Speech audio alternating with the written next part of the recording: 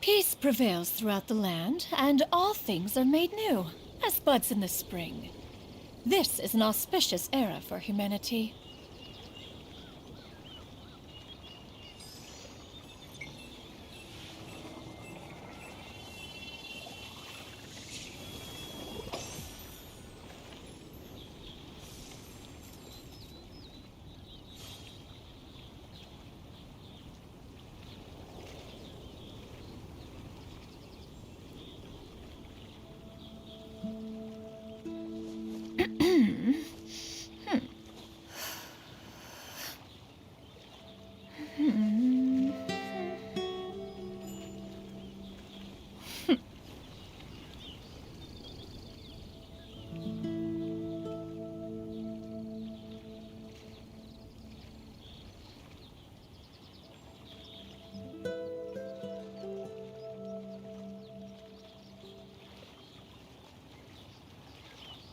The secrets of the mechanical arts are too profound to convey in a few simple words.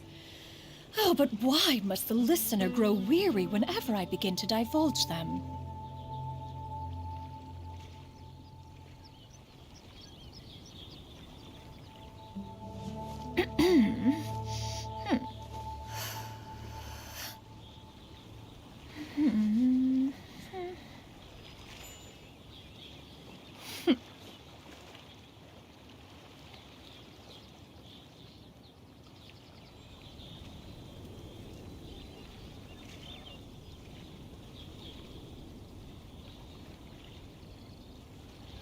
If you are presently unoccupied, perhaps we could stop a while at one's abode for some repose and conversation.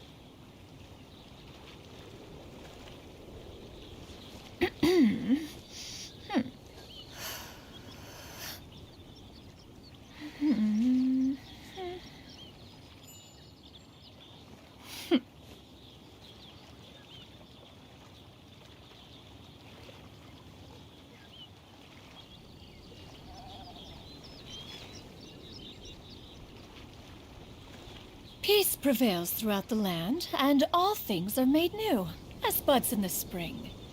This is an auspicious era for humanity.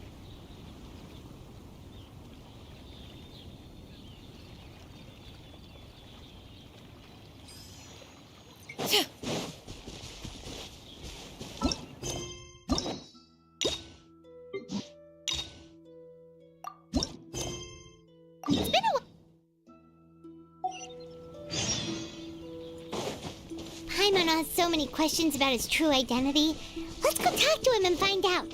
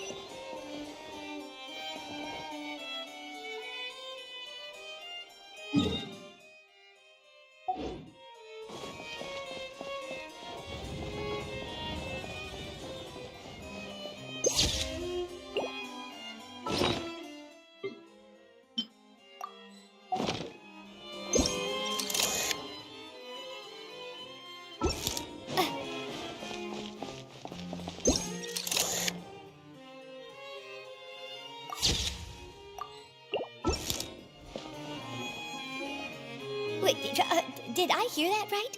Monsieur Neurvalette, are you sure you'd like to take over the case yourself? That's right.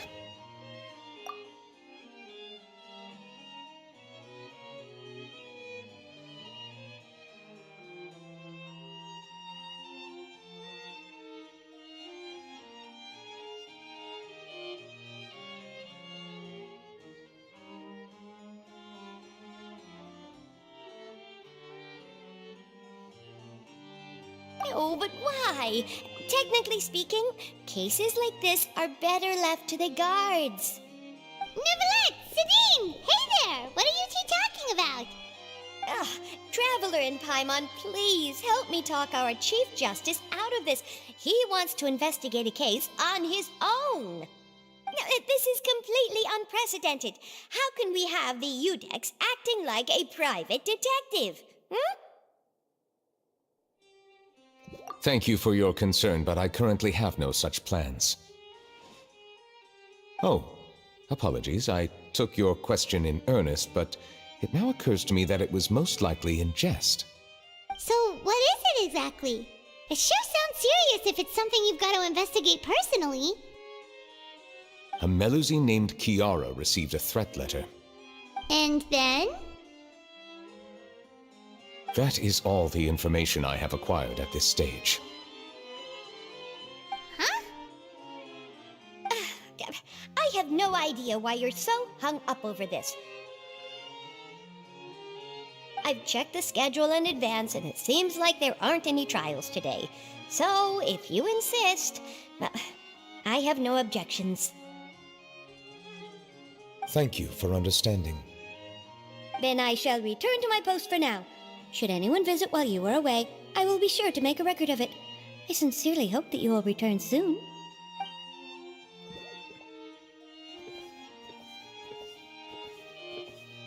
Judging from Sidine's reaction, it must be pretty rare for you to investigate stuff personally. What's so special about this case? I cannot tell you just yet, but it reminded me of certain past events. There could be complicated conflicts of interest behind all this, so I must eliminate all risks in advance. Come on, stop being so secretive! We still have no idea what's going on! It is not my intention to keep you in the dark, but I need some time to revisit those memories and collect my thoughts. Long story short, a little more than 400 years ago, I became the Udex of Fontaine and initiated a series of institutional reforms. There were few people I could trust, but I had two subordinates who were exceptionally trustworthy and capable. Carol, a Melusine, and Vautrin, leader of the Special Security and Surveillance Patrol. They must have been amazing people to receive such high praise from you! Indeed. Unfortunately, I wasn't able to protect them. The reforms damaged the interests of some, and the more conservative faction took advantage of Carol's identity to instigate political unrest. Ultimately, they wanted me to yield more of my power. The incident resulted in Carol taking her own life, and Vautrin being exiled. From then on, I've been especially careful when dealing with cases related to Melusines.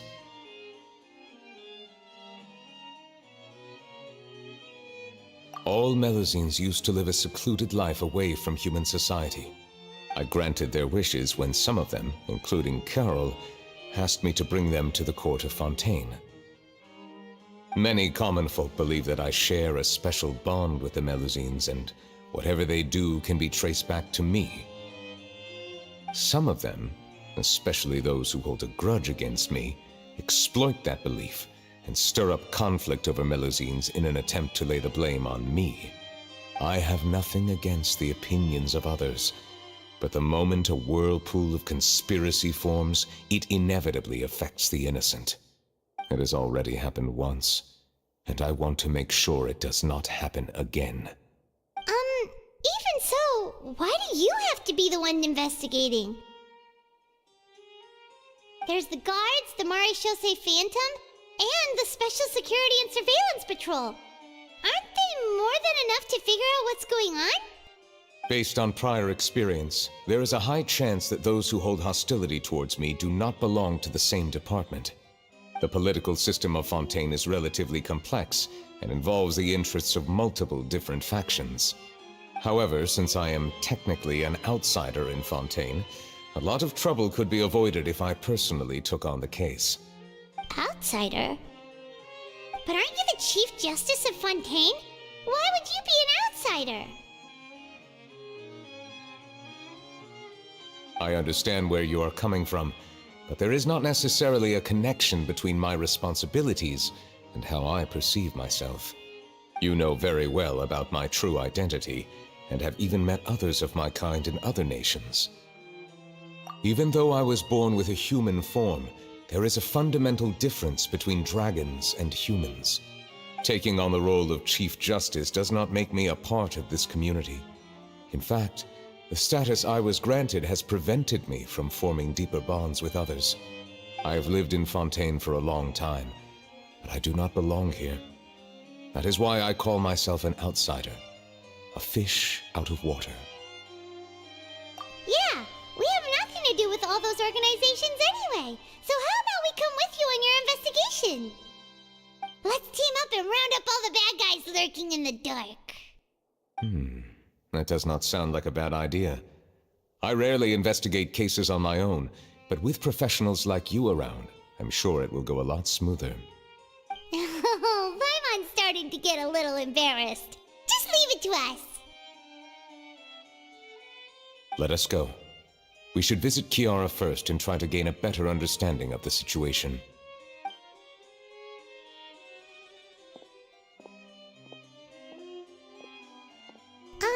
So Neuvillette feels like he doesn't truly belong here in Fontaine, but is that really true? Paimon feels like he has a kinda skewed perspective on a lot of things. Anyway, let's catch up with him first.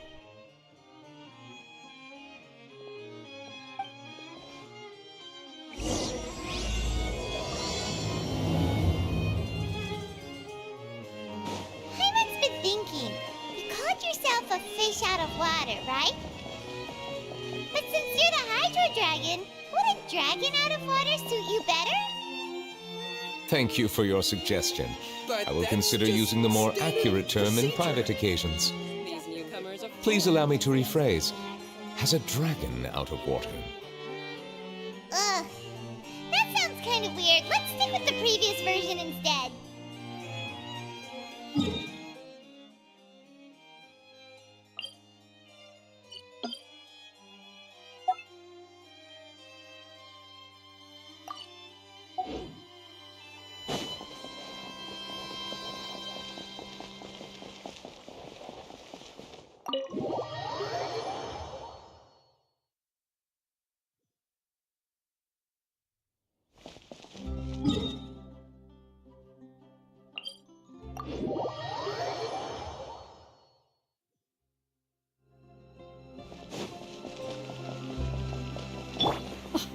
I never thought I'd see him here.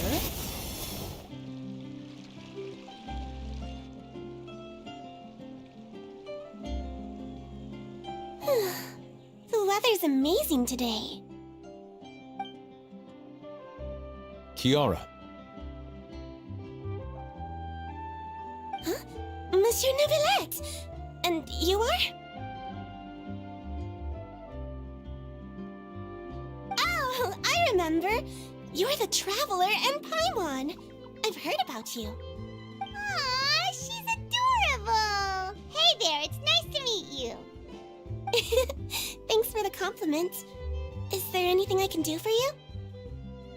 I heard from Sidine that you received a threatening letter. A threatening letter? Oh, right! I remember now. The letter fell through the crack in my door as I was heading out this morning. It said something about catching me, so I thought someone wanted to play hide and seek. But Sidine told me it was a threatening letter, and that I could be in danger. But that's not gonna happen with everyone looking after me, right? Have you run into any suspicious-looking people recently? Suspicious-looking people?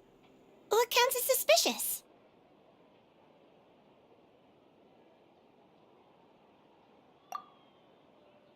Ah! Did you think of something? Nope. I don't remember meeting anyone like that. Do you still have the letter with you? I want you to show me what it says. Oh, let's see. Found it.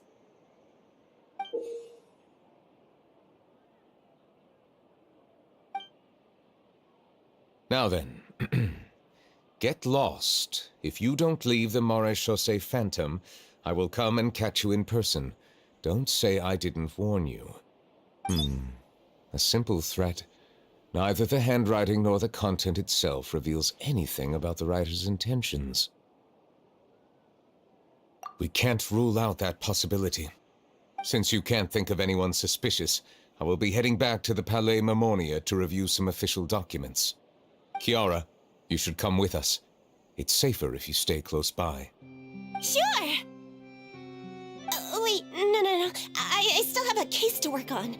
I promised Alof that I'd check on her place later. But you are being watched right now. Going off on your own could be dangerous. And that's where we come in to help. We'll stay with Kiara and make sure she's safe. With us around, anyone scheming to hurt Kiara can forget about it! Thank you, Traveler. Big Sis Paimon.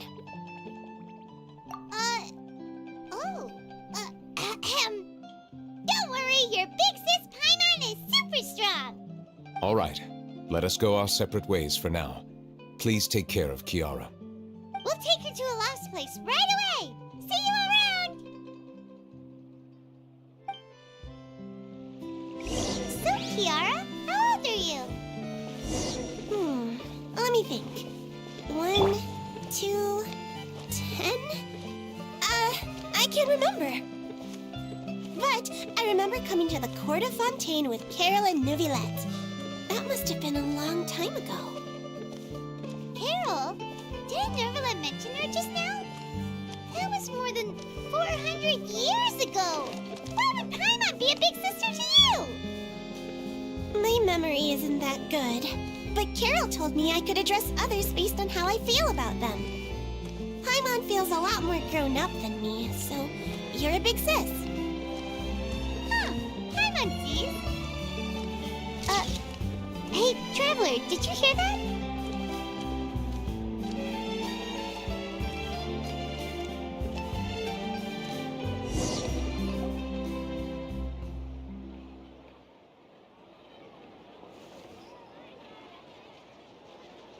Strange. Paimon felt like someone was following us. Olaf! Kiara, you're here. Huh? Wait, aren't these two... Oh, they're the Traveler and Big Sis Paimon. I thought so. What brings you here? All right, guess I shouldn't have asked. May I begin inspecting the store as planned? Of course. Go ahead.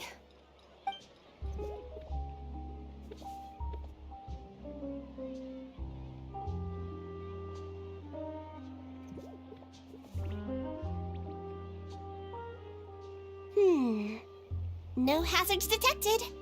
You've cleared the inspection. Seems like the criminal from that case last month never set foot in here at all. That was quick. What were you inspecting? I took a look around the shop. Neuvillette says that us Melazines have special eyes that can see things people can't. Things like bloodstains. No matter how hard you try to clean them up, we Melazines can see the residual stains for some time. Pretty cool, huh? All right. Now that you're done inspecting, can we have a chat? Hear me out. I'm planning to release an outfit for children next month and wanted to hire you as my model. Is that okay with you? Of course! Is there anything I need to do? Please wait a moment while I take your measurements. The sample should be a perfect fit. Seems like they get along really well. Huh? What are you looking at? Is there really someone watching us? Shh! Let's sneak over and take a look.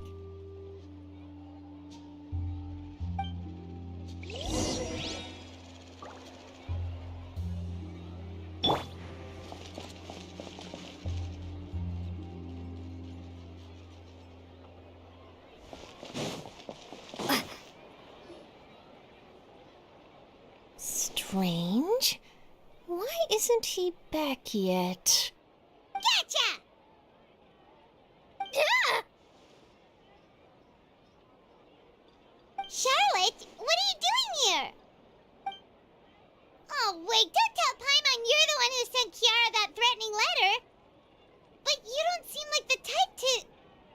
threat letter? What threat letter? This is starting to feel like an interrogation. Okay, I'll be straight with you. I don't know the slightest thing about that threat letter you mentioned. I only wanted to follow Monsieur Nouvelette and request an interview with him. You want to interview him? That's right. I'm not the only one, you know. Interviewing him is every journalist's dream. But it's not an easy task to accomplish. The Palais Mermonia rarely accepts appointment requests from us, and we never have the chance to interrupt when the court's in session. So imagine how surprised I was seeing him out on the streets today. It seemed like you were investigating something too. The perfect opportunity to whip up an exclusive, don't you think? Of course, I'll make sure to turn in my manuscript to him for review. I have my principles, and I'd never publish an article without the consent of all parties involved. Yeah, we're doing a secret investigation that can't be made public knowledge. I see. Well, if you say so, I guess I'll put this matter aside for now. Oh, what a shame. Chances like this don't come by very often, you know. In exchange, could you tell me what the threat letter is about? I swear I won't tell. All right, then.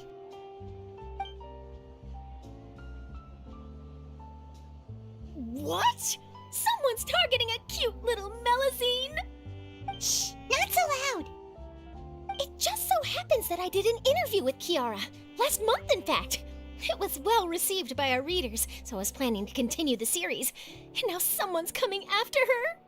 I'll ask my colleagues about it. Who knows? We might find something. And don't worry, I know what I'm doing. This secret's safe with me. But I gotta warn you, even if I keep my lips sealed, others will know eventually. Why? People care a great deal about Monsieur Nouvelette's each and every move. Some may have already realized that something was up. Besides, the case involves Melusines, so... Anyway, I'll get going now. Watch yourselves, all right? Well, that was a nice chat. Let's head back and check on Kiara.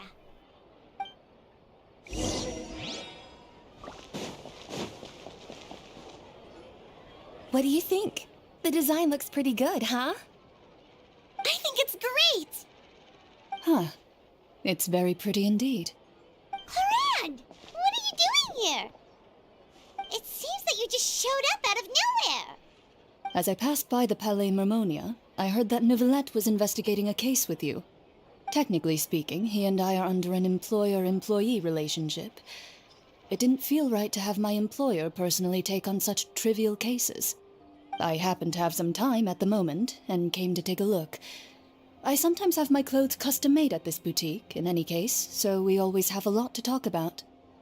Oh, Nouvelette sure is lucky to have someone like you. Leave this to me. You should go meet up with Nouvelette. Okay then, we'll leave Kiara in your hands. Come on, let's go find Nouvelette.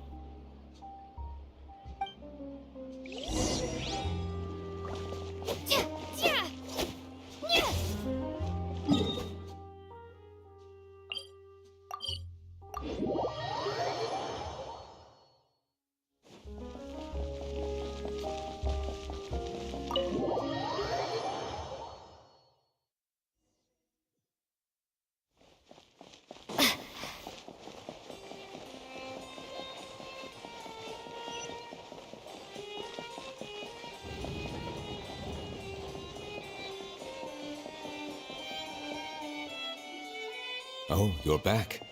Is everything all right? We ran into Clorinde. She offered to help us protect Kiara. That is good to hear. I trust her abilities.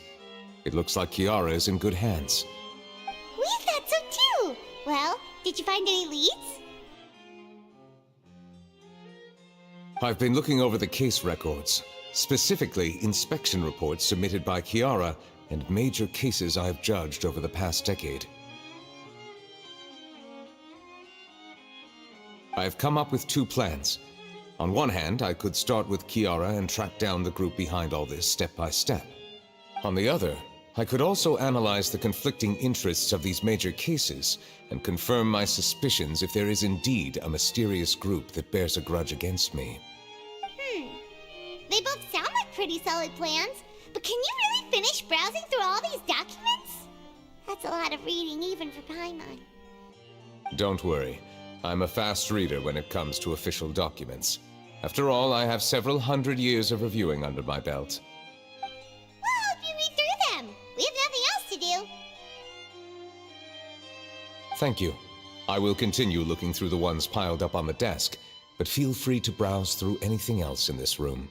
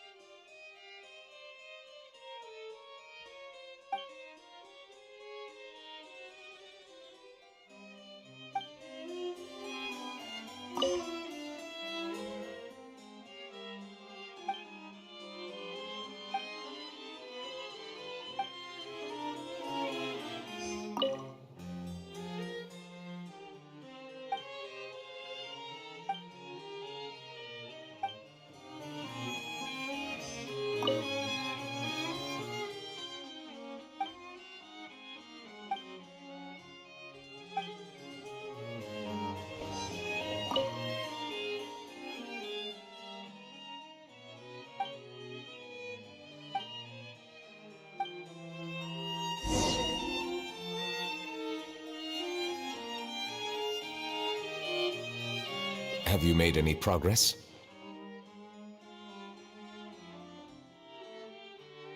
We skimmed through some of them, but there wasn't anything useful.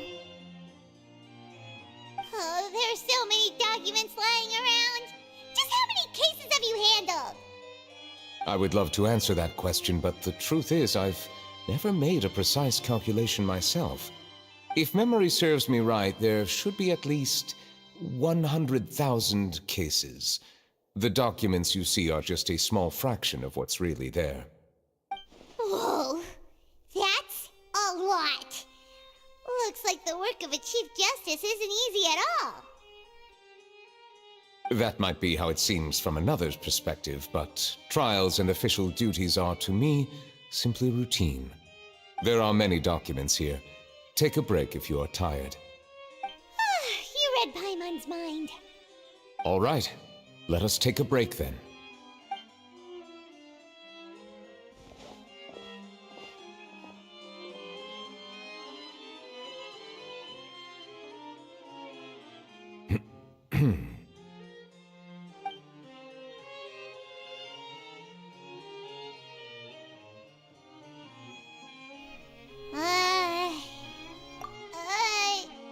Even though resting is a part of taking a break, shouldn't we at least talk about something?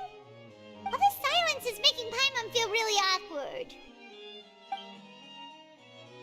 Please pardon my lack of consideration.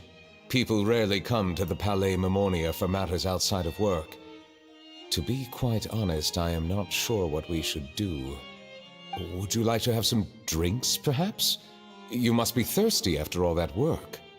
Ooh, drinks! Thank you! Paimon wonders what Novelette likes to drink. Oh, maybe he's a fan of really fancy wines. He seems like the type of person who'd own an entire winery. You know, like D-Luke.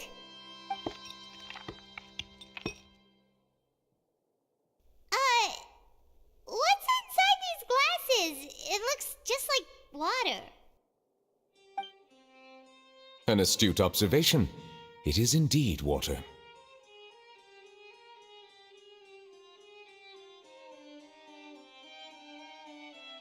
So it's just plain old water?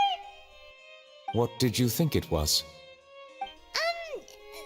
Since you're the Chief Justice and all, Paimon thought you'd prefer something more sophisticated. This water is indeed very special. It would not be an overstatement to call it sophisticated. Huh? I believe you've already tried Fonta. In fact, there are many other drink factories in Fontaine, including those that specialize in packaging pure drinking water. Said water is sourced from all across Tevat, including Mondstadt's Cider Lake, Liyue's Chintsa Village, and Inazuma's Konda Village. Here is one of their latest products, water from Sumeru's Apam Woods. If I were to comment on their mouthfeel, the waters of Cider Lake warm the heart, the waters of Chintsa Village have a poignant touch, while one might call the waters of Konda Village placid. Distinct differences exist between the waters of each area. You will appreciate their intricacies once you taste them carefully. Really? Let Paimon try!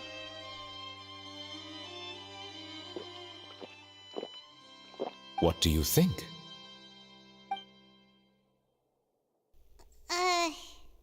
Nope. Paimon couldn't taste any difference at all. Isn't this just normal water? How regrettable. It seems like you still have a long way to go in refining your tastes. Hey, this doesn't have to do with refining our taste. Paimon's pretty sure most ordinary people can't tell the difference. How did you do it anyway? Oh, could it be because you're the Hydro Dragon? We are allowed to bring that up, right? Since no one else is around? Oh, Paimon's been wanting to ask this for ages. If you're the Hydro Dragon, why would you become Chief Justice in human society?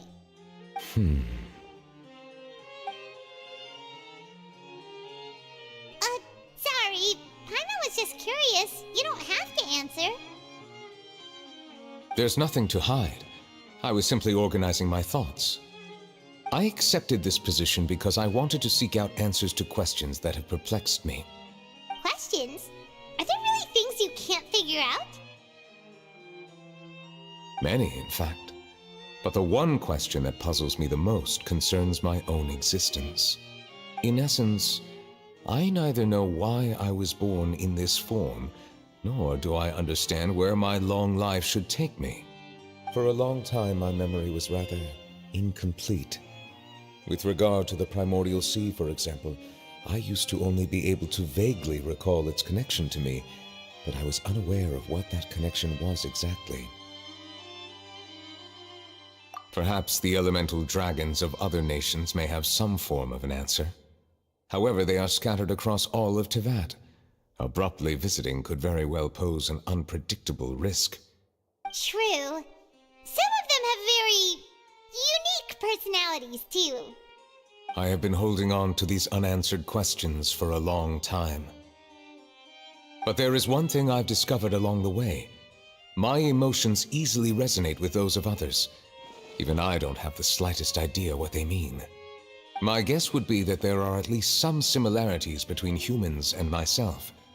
By observing their behavior, perhaps I could one day understand the meaning of my existence. Have you made any progress then? Perhaps, but I find such progress difficult to describe. As an outsider, chances to engage in meaningful interactions with others are few and far between. That's why I'm quite thankful for this chat. Such opportunities are rare. Alas, time is limited. We should move on with our investigation. Are we gonna continue reading these documents? Paimon's getting dizzy already. I wasn't able to find any leads even after browsing through most of the documents. But while we were on the topic of water a moment ago, another idea came to me. Water? Do you mean... That's right. The Fountain of Lucine is where all of Fontaine's waters converge. It is the vessel of countless memories and emotions.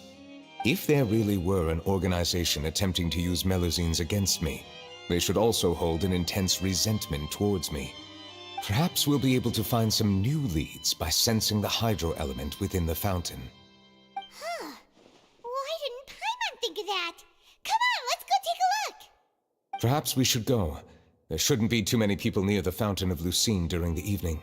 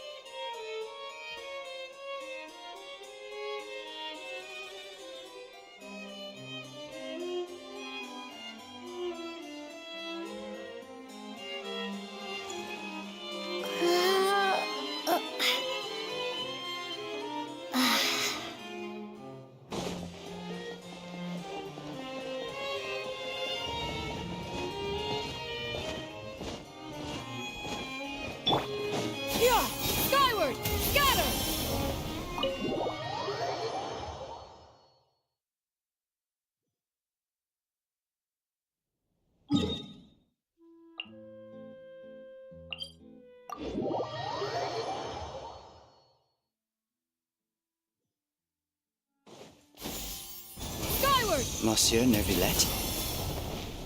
I probably shouldn't disturb them.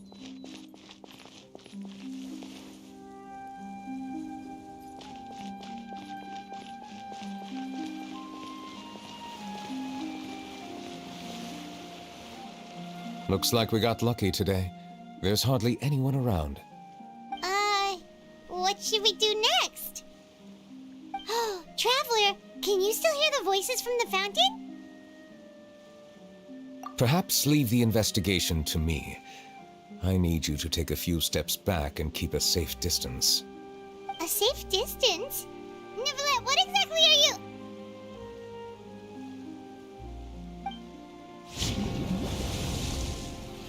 Whoa, it's glowing!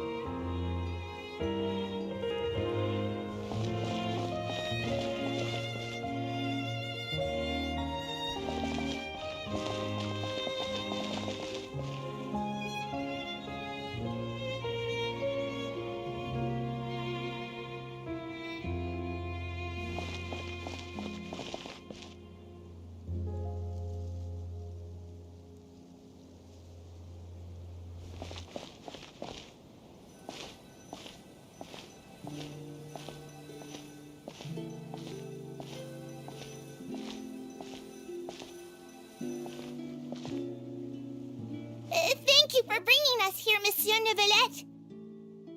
The Court of Fontaine is truly incredible. There's so many things I've never seen or heard before. I understand your excitement, but there's no need to thank me. Although I have responded to your wishes, it was not without personal interest. Melusine's special sight make them especially suited for joining the Maréchaussée Phantom. I'm certain you'll become an indispensable part of Fontaine's detective force. I know, but I'm really glad to be of help. Not only can I repay you for your kindness, but also, it feels like my life has become a lot more meaningful. But a meaningful life also comes with its risks. It's definitely the safest to just stay in the village, but I want to see the outside world nonetheless. In truth, I've never really understood the purpose of my existence. or what I'm capable of contributing to this world. For almost 20 years, we've stayed in our village without finding any answers. That's why we wanted to leave our village and look for the meaning of our existence elsewhere.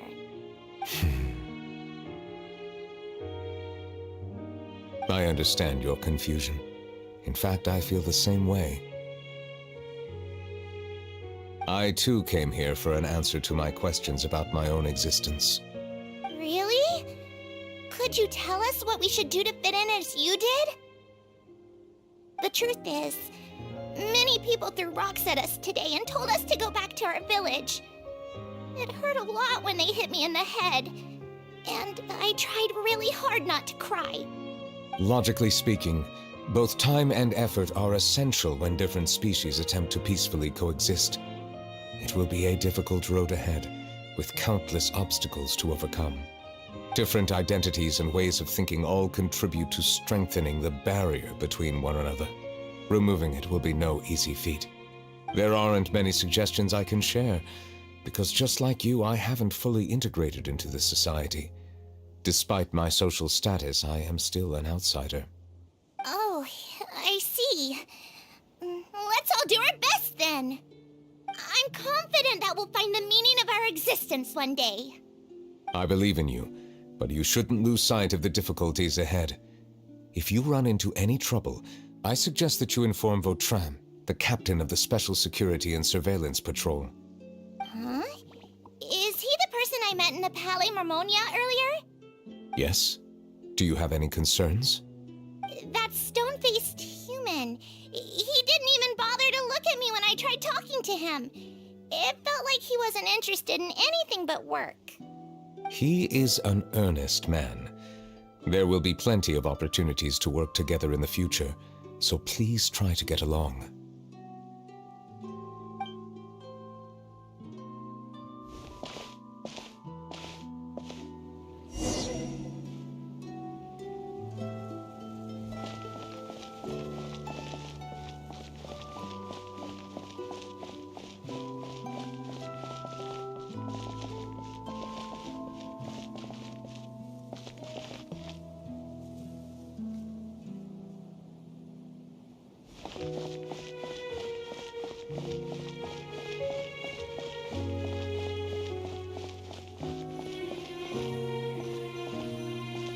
Hello. Can I help with anything? Thanks, but no need. Oh.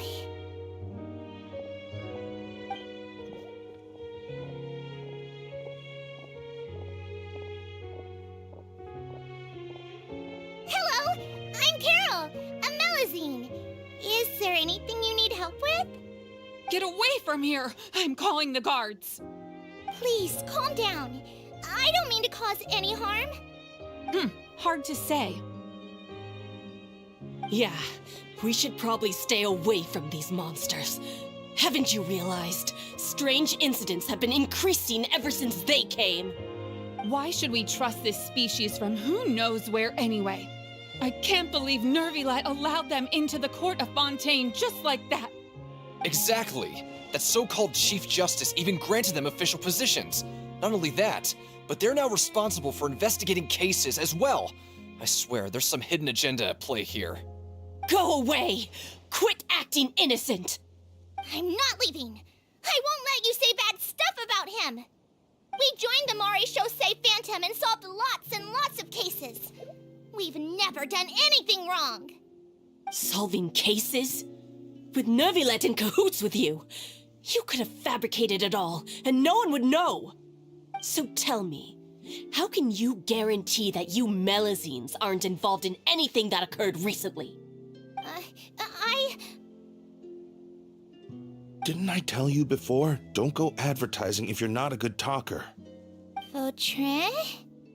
Aside from spreading unjustified rumors, if you continue insulting members of the Mare Chaussee Phantom, the Special Security and Surveillance Patrol has every right to subject you to interrogation.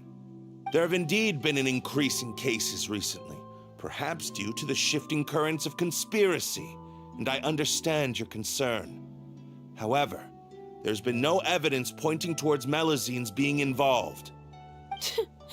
Even the captain of the security patrol is on their side. Nervilet's newly reformed police force is already corrupt to the core. How can two completely different species possibly coexist? You heard that? Yeah. I don't understand. Why won't anyone believe us? There have been rumors saying that you were born from calamity, and that you inherently bring danger to those around you. There are countless negative rumors about you floating around in Fontaine. It's near impossible for you to become a part of this society. Best if you give up before it's too late. Monsieur Nervalet said that we needed to put both time and effort in. I don't know how long it'll take, but I can at least try making my best effort. I still want to try a little harder. Thank you for bailing me out earlier. Okay, I won't be taking any more of your time. I painted a lot of flyers last night, so I have to stay and hand them out to everyone. Give them to me. You're not gonna take them away, right? We'll hand them out together. The faster we get this done, the sooner we can head back.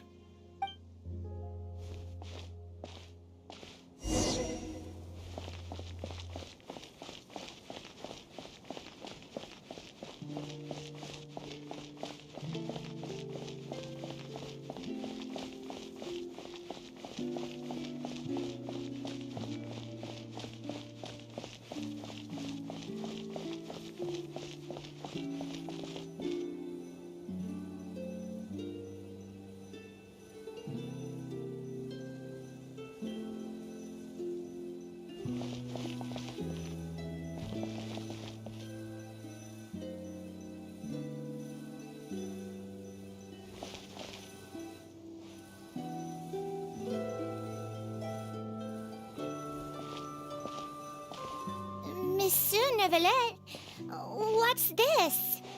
Medals of Peace, awarded to you and Vautrin. Thank you for your continued dedication in the past 5 years. You've taken one small step forward in helping Melusines gain the trust of humans. I think I'll pass. Hey, don't say that. We wouldn't have made it this far without you. It won't be long before Melusines begin living peacefully with the humans. Just the thought of it makes me happy. Don't keep your hopes up. We've barely scratched the surface. There's still a long way to go before that dream of yours comes true. Ugh, you blockhead! Don't ruin the mood! Vautrin brings up a good point. The trust humans have placed in you is still very fragile. Any small incident could undermine the hard work you've put in. Please be on your guard for the next few days. Yes, sir. Okay, got it.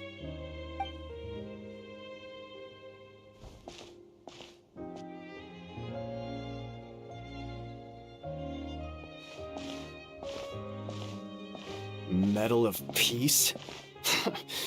Peace isn't going to give us back what's rightfully ours. Are you sure we should do this? We're no match for Nervalet, even with all our powers combined. What if... Nah, not gonna happen. As long as he remains in his position, there's no chance he'd take us out personally. There are rules even he must comply with in the political sphere, unless he wants to become an enemy of Fontaine. So quit worrying and just go ahead with it. I've already planned out the murder. Once we lay the blame on the Melusines as the person who brought them to the court of Fontaine, Nervilet will be left with no excuse. I guess you're right. Ugh. If he just left things the way they were, it never would have come to this. But he's forced our hand. Time to teach him a lesson.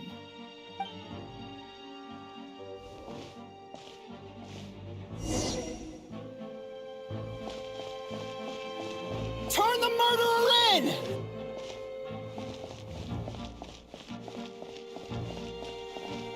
Melusines can't be trusted! That goes for Nervalet, too!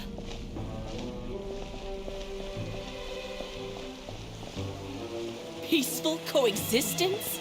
What a joke. Get out of the court of Fontaine and don't ever come back!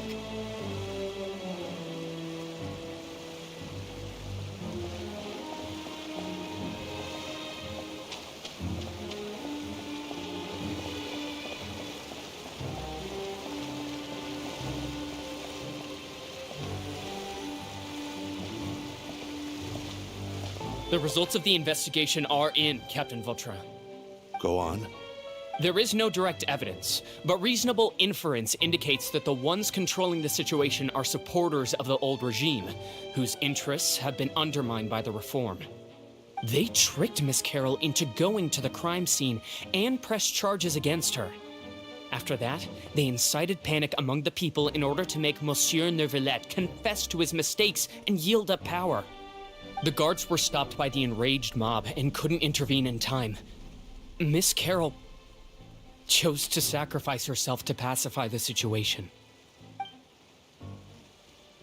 And she called me a blockhead. A little investigation would have cleared things up. Why didn't she wait until we'd established the truth? She didn't have to prove her innocence like that. The situation had rapidly escalated to a physical altercation between infuriated citizens and the guards. Miss Carroll might have thought there was no better plan. That is indeed something she'd do. Captain Vautrin, should I present these results to Monsieur Neuvillette right away? There's no need. Notify the guards to restrict public access to all information. Restrict access to... Wait, are you planning to... There's something I've never told Carol.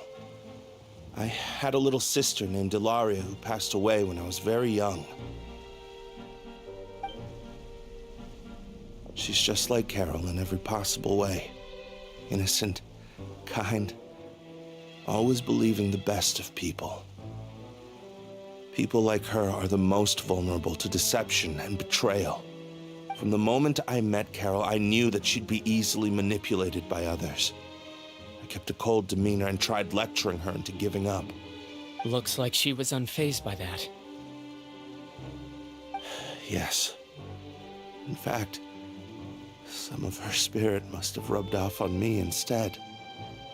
Because I too began working towards that pie-in-the-sky dream of hers. I should have known.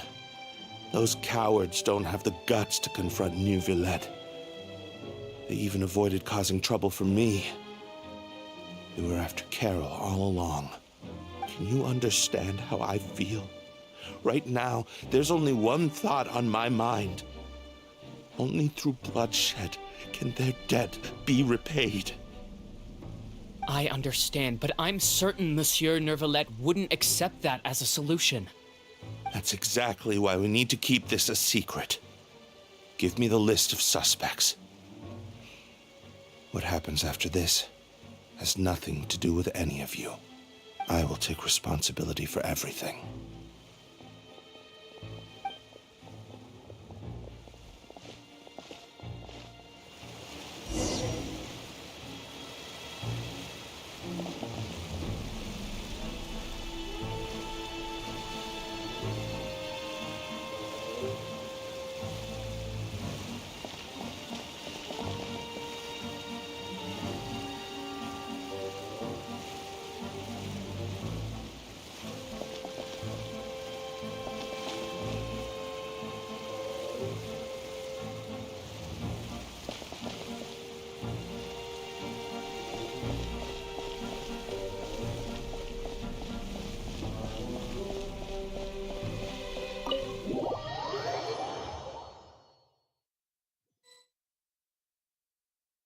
Did you know?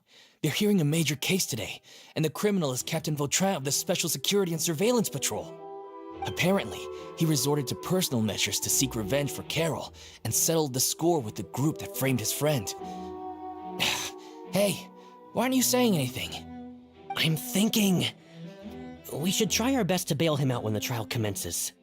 Bail him out? Why? Shh, keep it down! Haven't you realized? Both Vautrin and Carol are Nervillette's most trusted subordinates. After everything that happened to Carol, Nervillette's guaranteed to do everything he can to keep Vautrin around. Besides, now that the old regime has been uprooted, Nervillette's status is secure as can be. As long as we redirect public opinion, Nervillette will be able to give Vautrin a reprieve. The benefits are endless. Vautrin sought vengeance for his friend for a valid cause. This represents the justice he upholds. Please think about it. If the same thing had happened to you, Wouldn't you feel the same way he did? Yeah, that's right! This whole thing started because of those despicable cowards who levied false accusations against Carol. How could Vautrin be declared guilty for seeking revenge? Monsieur Neuvillette. Mr. Vautrin is innocent! He's innocent! Order! I acknowledge your arguments. Vautrin, your revenge could be seen as a form of justice. I understand your decision, which is why I cannot help but feel regret and even grief about the judgment I must now impose. Personal justice does not equate to justice as defined by the law. To execute your plan for revenge, you abused your authority and conducted informal executions. Your actions have thus violated the law. Therefore, you will be declared guilty. What? That can't be! Monsieur Neuvillette, please give this a little more thought. He has done so much for Fontaine. Vautrin, my friend, is there anything else you want to say? Neuvillette, what have I done to deserve this? I've closely followed every one of your orders. Can't you see? Everyone in this room believes that I'm innocent. Why can't you just let me off? Is this what justice means to you? Answer me, Neuvillette! Order. Since there have been no further objections, the Oratrice will now deliver the final verdict regarding the charges against Mr. Vautrin.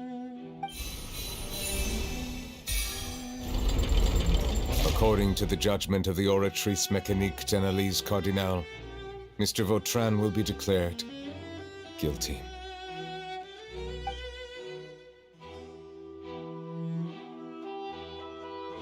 Goodbye, Monsieur Neuvillette. This all happened because of Carol's naive ideas. How can different species peacefully coexist anyway?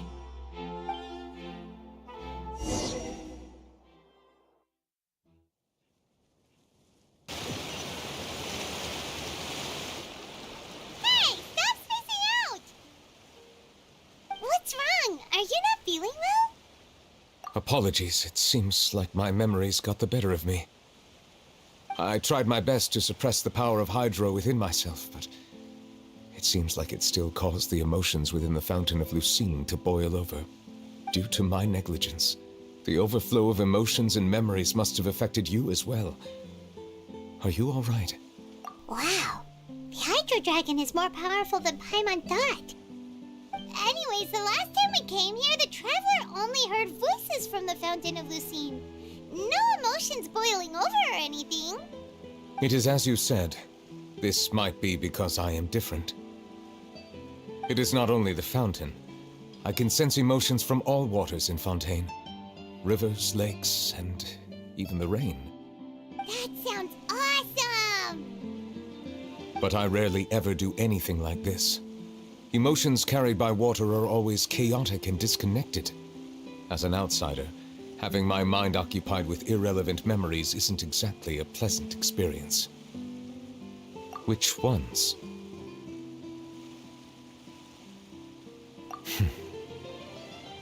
It's fine. I prefer not to speak of those memories. That does not mean I am deliberately hiding them. It was a coincidence, but perhaps it is a good thing that you saw everything in that form. You should now understand why I believe there to be a conspiracy behind all this. These two cases are much too similar. I felt like I needed to do something. Paimon's starting to lose track of what you're saying.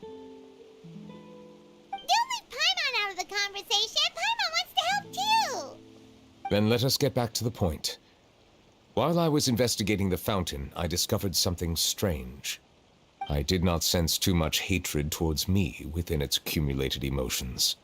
I don't know what caused this to happen, but it seems like there won't be a shortcut to finding the organization that may be pulling the strings here.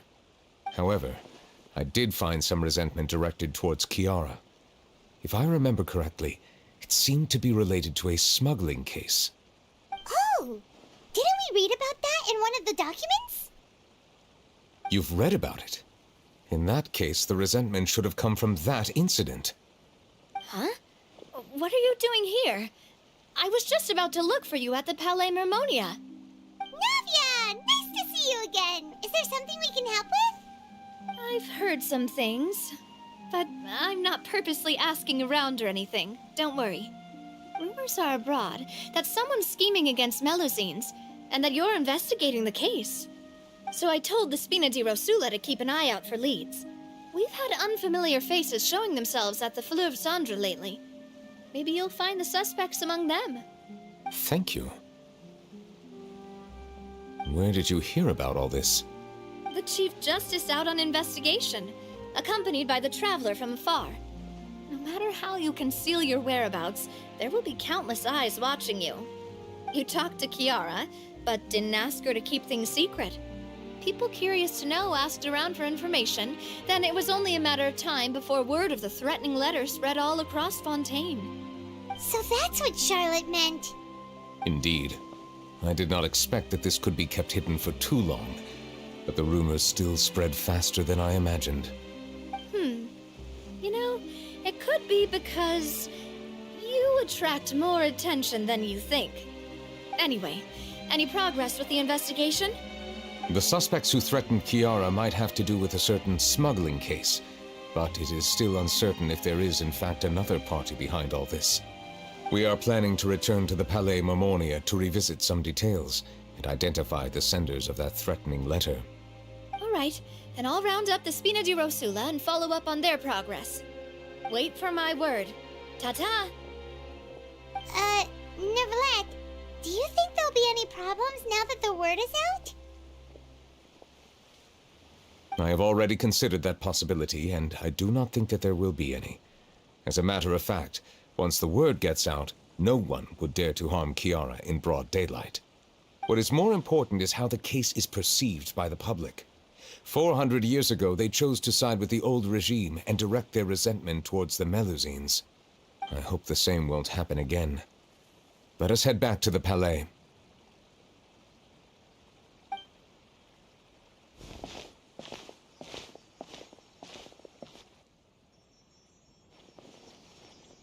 Strange.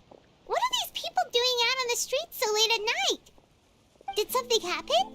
Let's take a look around.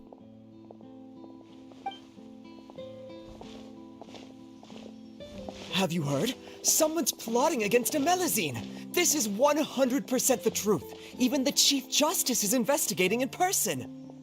What? That's it! Who's been threatening Melusines? Show yourself! Our enemies are lurking in the shadows and won't easily reveal themselves. But no amount of hiding will keep us from finding them. That's exactly what I wanted to say. The guards have already begun to take action. We can't just stand by and watch. Think about how much we owe them. Now that they're in danger, how can we just sit back and do nothing? Everyone, please stay alert to your surroundings from now on. If you see any suspicious persons, report them to the guards immediately.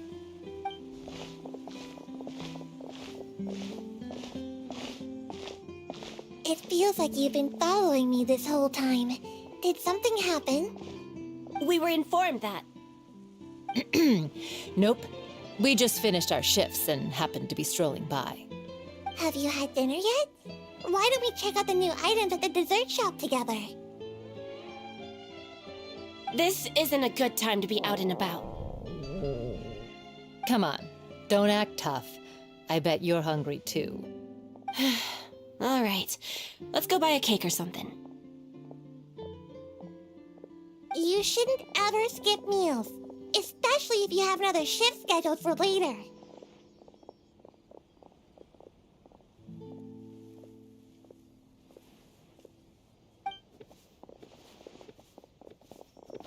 I heard even Nervilette's keeping an eye on the situation.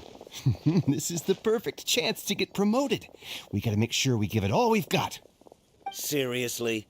Were you planning to shirk your duties if Nervilette wasn't involved? Relax, I was just playing. We've worked together for years now. If something happened to them, I'd be haunted by regret for the rest of my life. That's more like it. We should stand guard until the criminal has been caught. Come and fight me instead, you cowards! Have you heard? Even the Special Patrol came to help.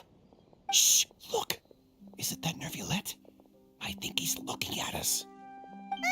Looks like there's nothing to worry about. This is truly wonderful. So, wanna go over and say hi? No, I should stay where I am. My appearance could give rise to unnecessary commotion. Let us stick to our plan and return to the Palais Mermonia. The faster we uncover the truth, the better.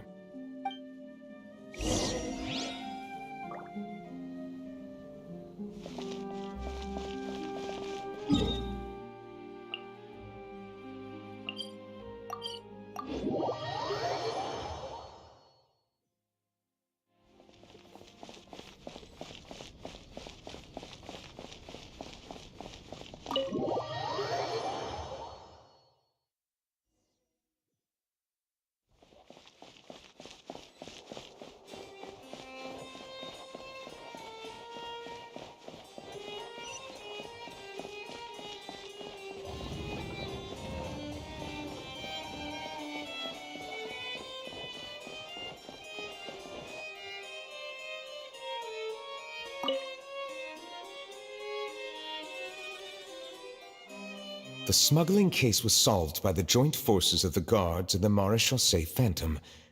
This is the one. The list of involved suspects should be... Ah, found it. What does it say?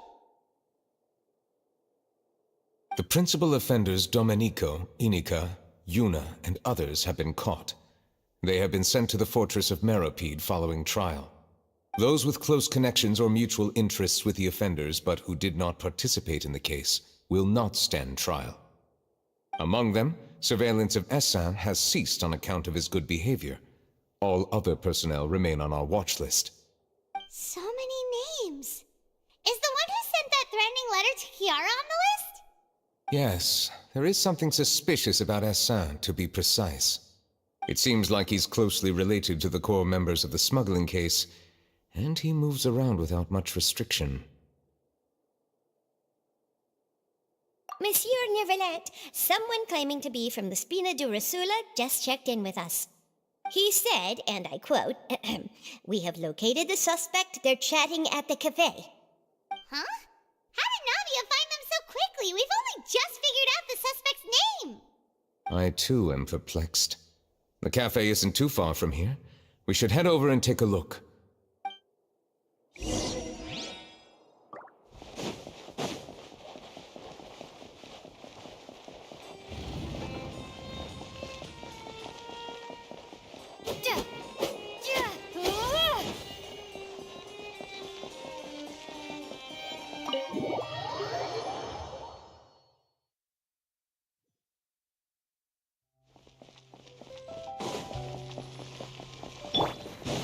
Yeah! Skyward!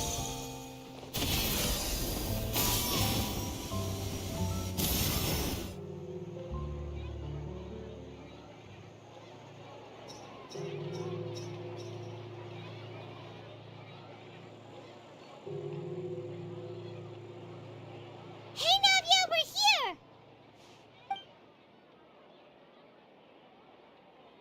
Whoa. Check out all these people! Hey there, are you Navia's friends too? These are the people who have had recent dealings at the Maréchaussée Phantom. They're usually hidden in the Fleuve Cendre, but I sent for someone to invite them over. Invite them over? Exactly. Now, I heard there's great coffee here, and so I asked them if they'd like to come and have some. Yeah, it's our pleasure to be guests of the Spina di Rosula. I've wanted to have a meetup like this for ages. Something feels off. But, oh well, let's get back to business. Is there anyone called Essin here? Yes, that's me. You're Essin? Yes, Yes, Monsieur Nervilette. Did you write that threatening letter to Kiara? I did, but I was just following orders. Orders from whom? Domenico. He was my boss. I couldn't disobey his orders. Domenico, where is he now? The fortress of Meropide. Well, I'm afraid even the Spina would have trouble looking into that place. Looks like you'll have to make the trip yourselves. This was as much as I could do. You've done more than enough. I am extremely grateful for your help. Leave the formalities for later. You should find Domenico first. If he really is the one setting up the conspiracy, it'd be best if he's exposed as soon as possible. All right then, let's head to the fortress right now.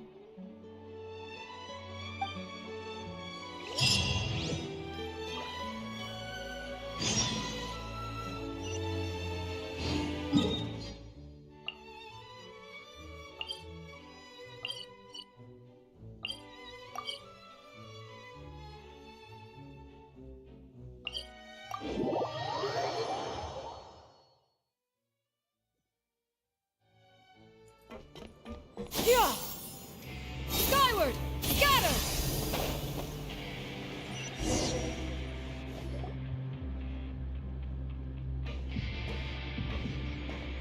Welcome to the Fortress of Meropide, dear esteemed guests. We're back! Oh, and a greeting from none other than the Duke himself! Guess we made a name for ourselves at this place. This isn't anything new. I figured you had important matters to discuss when the two of you, not to mention the Chief Justice, showed up. Let's assume we've gone through the pleasantries and cut right to the chase.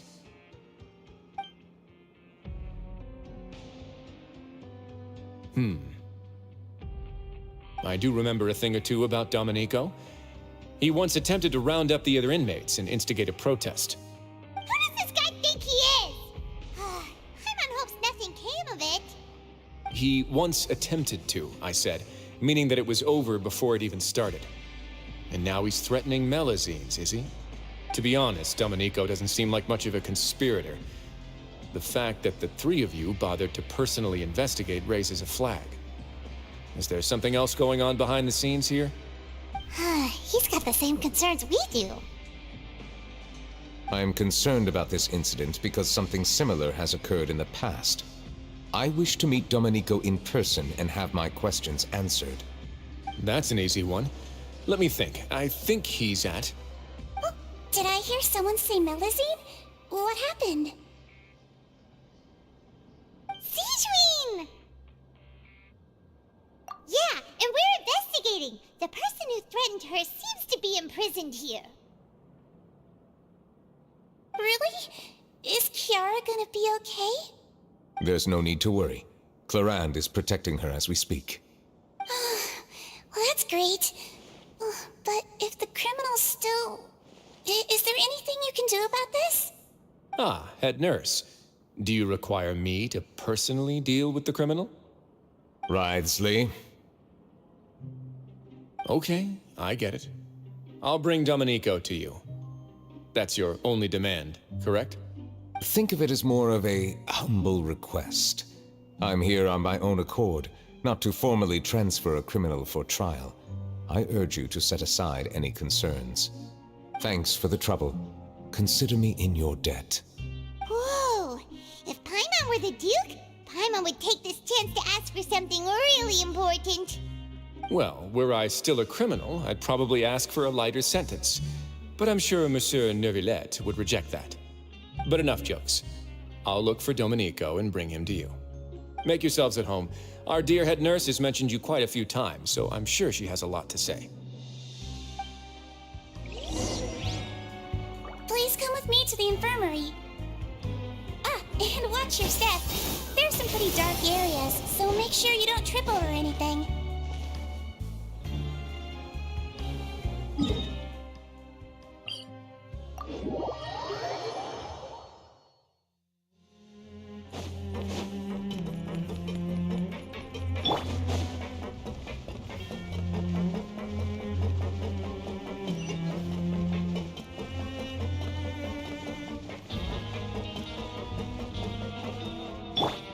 Now that I think about it, I can leave this place soon.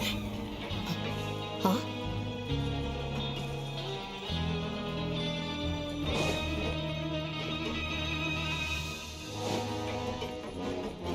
Yeah! Skyward! Scatter!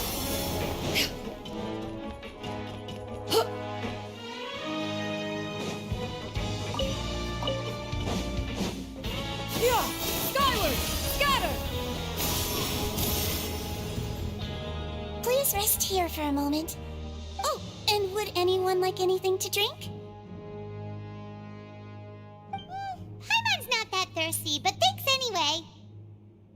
Thirst is a warning sign that you're dehydrated, which means you have to drink up even before that. I'll bring you some tea. I'm sure you'll have a lot to talk about. Typical Sijun. Concerned about everyone's health as always. Why aren't you two saying anything? You noticed them too. The badges they wore on their chests looked quite familiar.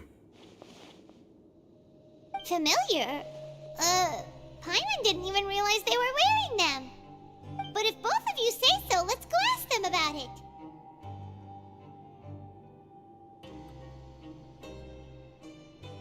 That's not a bad idea. I will stay here and wait for news from you.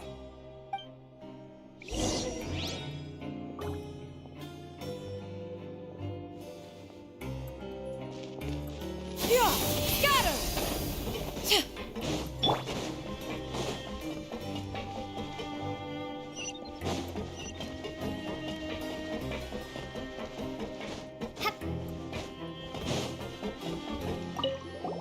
Anything you need? Oh, this? Are you interested in joining the Mutual Aid Network? What's that?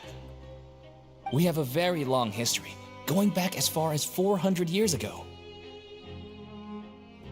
We have never had many members throughout our history, nor do we have much of a reputation, but everyone treats each other like family. Helping each other is our purpose. At the same time, we seek to maintain just dealings as much as possible. Sounds like a pretty neat organization.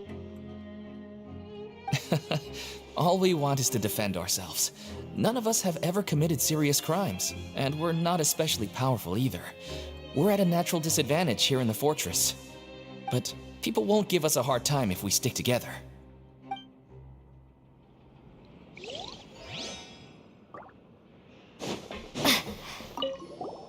Interested in joining the Mutual Aid Network? If you'd like to learn more, here's our flyer.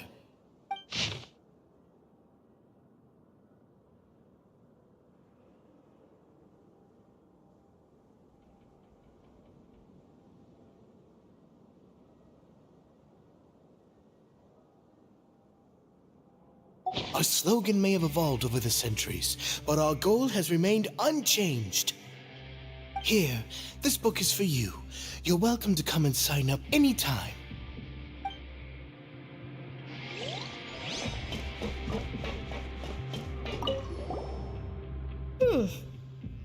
You two look kind of familiar. It's the symbol of the Mutual Aid Network designed by our first president. From what I've heard, it's based on something called a Medal of Peace. I've never seen one of those medals for myself, though. The first president of our network was an amazing person. Powerful as he was, he never used his strength against anyone. He encouraged the weaker criminals to stick together and look out for each other. All of us have a lot of respect for him. We should have gathered enough information. Let's head back and talk to Neuvillette.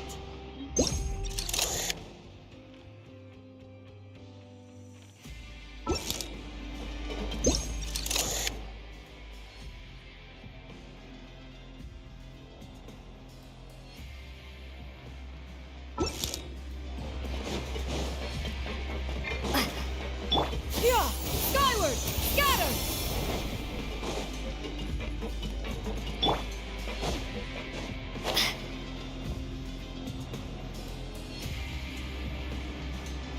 Did you manage to gather any intel?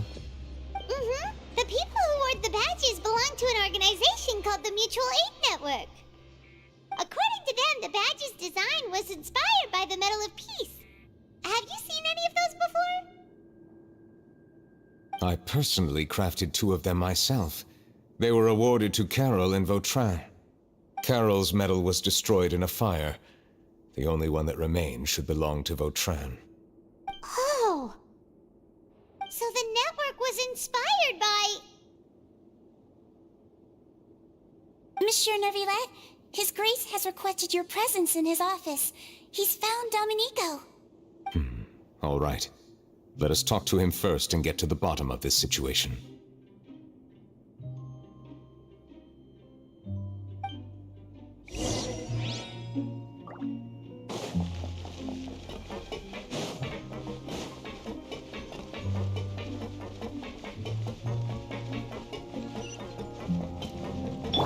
Yeah! Skyward! Scatter!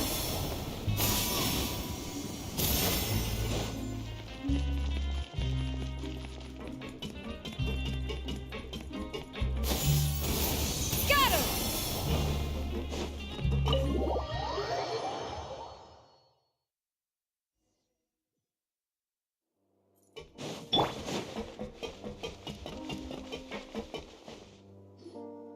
Allow me to introduce this fine gentleman, Domenico. Why don't you explain everything to him? Neuvillette? What do you want? What are you gonna do? Kill me? Calm down. I merely want to ask you a few questions. Was it your idea to send that letter to a Melusine? Hassan has already confessed, so there really isn't any need to keep hiding. That idiot! I can't believe I trusted him. Let me ask this another way. It was your idea to send that letter, correct? Yes. Who is pulling your strings? What? You're not trying to frame me for something I haven't done, are you? It's best if you realize the gravity of your situation. The Chief Justice of Fontaine has been personally investigating your case. I assume your previous attempt to incite unrest at the Fortress of Meripede has something to do with this as well. I admit I acted on impulse. I'll tell you the truth. But before that, you must ensure my safety. I can do that. You see, we're all reasonable people here. I only intended to do some small business at first. Someone contacted me about delivering some goods and promised me a generous sum of more in return. After making a few trips, I was suddenly approached by the Marechaussee Phantom. They accused me of smuggling prohibited items, and I was put on trial. But I refused to accept any of that. The ignorant can be rightfully absolved from guilt, right? Well, I suspect that someone got me locked up here so they could get their hands on my goods.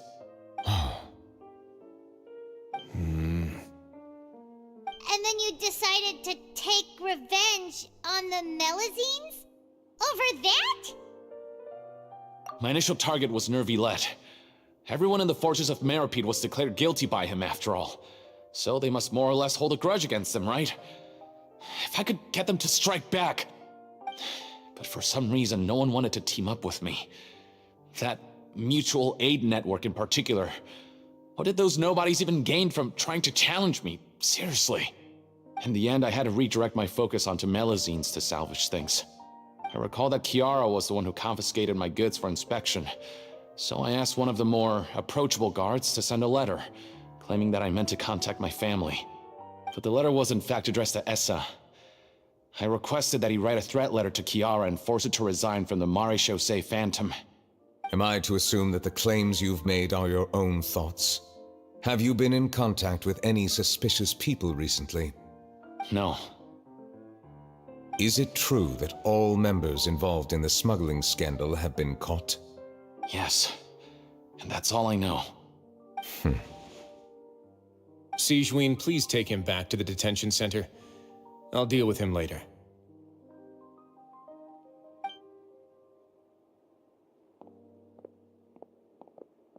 So, Monsieur Neuvillette, you were concerned that there might be a shadowy faction looking to capitalize on the delicate situation with the Melusines to stir up greater chaos? Yes. I experienced a similar incident in the past, so I had to be prepared for any possibility. And how long ago was this incident? More than 400 years. You might be overthinking this. Time can change a lot of things. Everything's different now. What do you mean? 400 years ago, you and the Melazines you brought to Fontaine were the outliers in society. But in the present day, if someone were to threaten the safety of the Melazines, people wouldn't just sit back and do nothing. I trust that they would make different choices from before. That's right! We saw lots of people standing up for Melazines on our way back to the Palais Mermonia. Monsieur Neuvillette, the Melazines are a species you introduced to Fontaine. How the public treats them is also reflective of their attitude towards you. When people refused to place their trust in Melazines, it was because they were still on the fence about you, their unfamiliar Chief Justice. For almost 500 years, you've conducted every trial with impartiality. You made the right judgment each time, regardless of whatever nonsense went on. People no longer have any reservations about you and even consider you a symbol of the law. Right now, your every decision will impact all of Fontaine. In other words, you've gradually transformed the whole nation. Paimon gets it now. No wonder no one wanted to join forces with Domenico. I am undeserving of such high compliments. From my perspective, I have simply been fulfilling my duties. It isn't anything special or worthy of praise. I'm simply fulfilling the promises I've made and searching for answers through my judgments. It is unnecessary to hold me in such high regard. The complexity of human emotions and willpower far exceed those of mine. As a matter of fact, I believe that you are the ones who deserve my respect.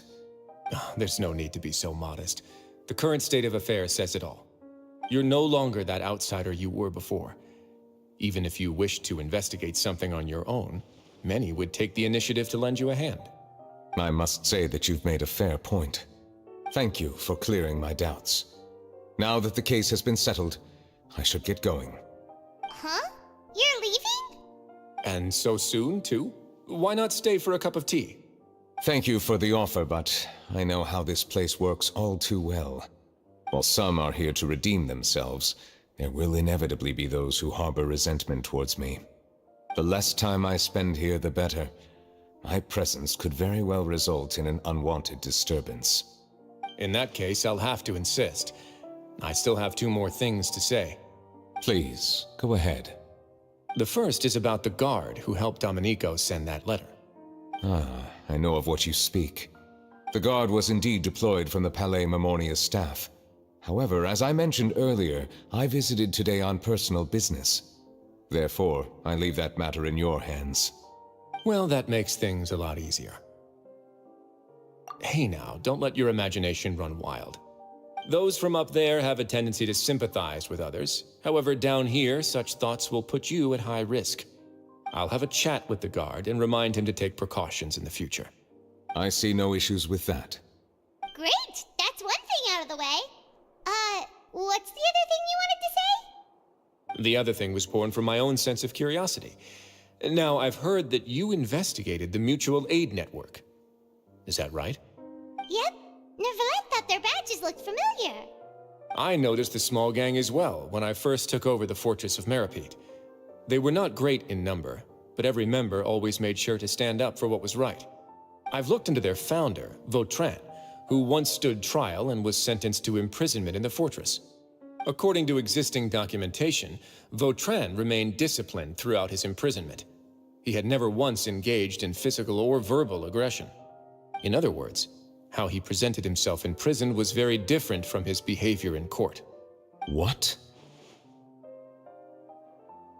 During his trial, I could sense that his feelings were complicated. He appeared to be full of resentment, and I believe he had every right to feel that way. Perhaps he had been putting on an act. An act? Neuvillette and Vautrin had a close relationship as superior and subordinate. Vautrin must have known that the Chief Justice would make an impartial judgment. Thus, the more resentment he displayed, the clearer it would be to those present that you were upholding justice. And to those who had been sitting on the fence, Vautrin's act was a very meaningful one. That's all from me. Does anyone else have anything to say? Now's your chance. I don't have anything to say. Apart from expressing my gratitude, that is. Well then, let us head back. No need to see us off.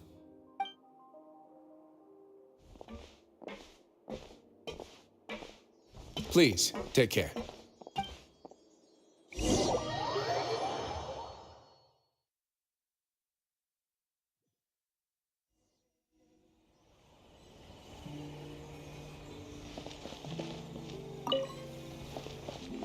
That trial is something I rarely bring up in conversation, but I have always felt deep regret for what happened to both Carol and Vautrin.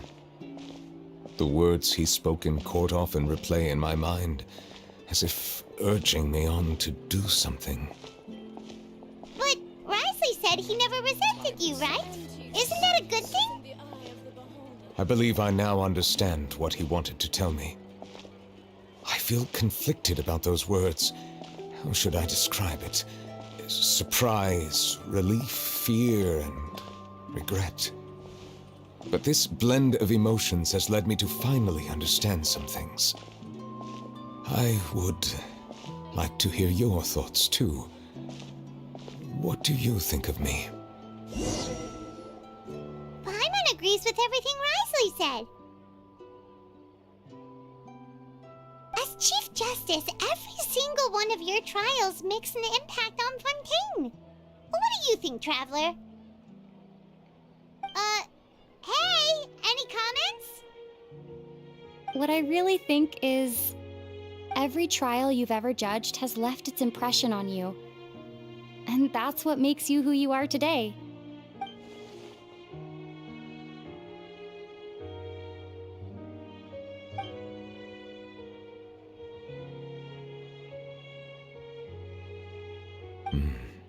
That is indeed a reasonable assumption. As I said, I find it difficult to express my emotions because I cannot fully understand myself. But I trust your judgment. Since some time ago, I have begun to notice the changes that have occurred upon my person. These changes were not due to any specific occurrence, but emerged as a result of time itself. I will try to contemplate this further. Thank you both.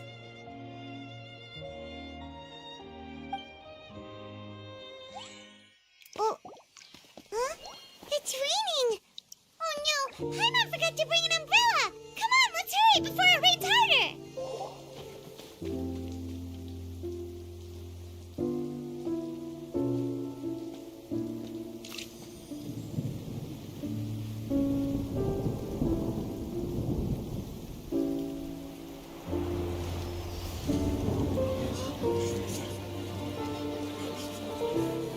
It's raining again? I've had enough of this weather. There go my travel plans. Did you read the news this morning? Quick, put away everything on the clothesline. When is this rain going to stop? Hydro Dragon, don't cry!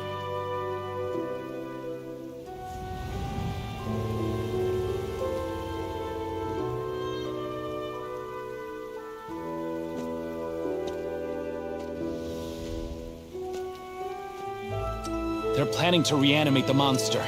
We have to report this to the Chief Justice.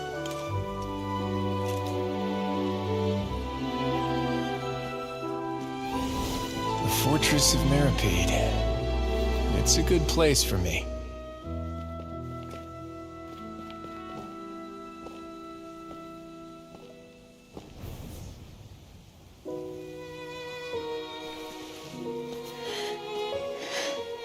He owes me so many answers. Neuvillette? You could say he's the real symbol of Fontaine's justice. Watch him closely. He could be trouble.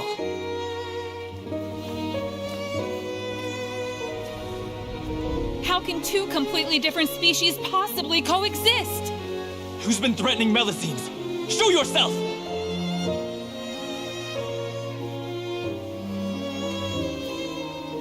You will see much in the human world, from the delightful to the depressing. And one day, when you have dwelt among humanity long enough, you will be placed to bring judgment over all as a spokesperson for Fontaine's past. Good morning, Monsieur Neuvillette! The rainy season's almost over! The skies are supposed to clear in a few days! I hope you find time to enjoy the sunny days ahead.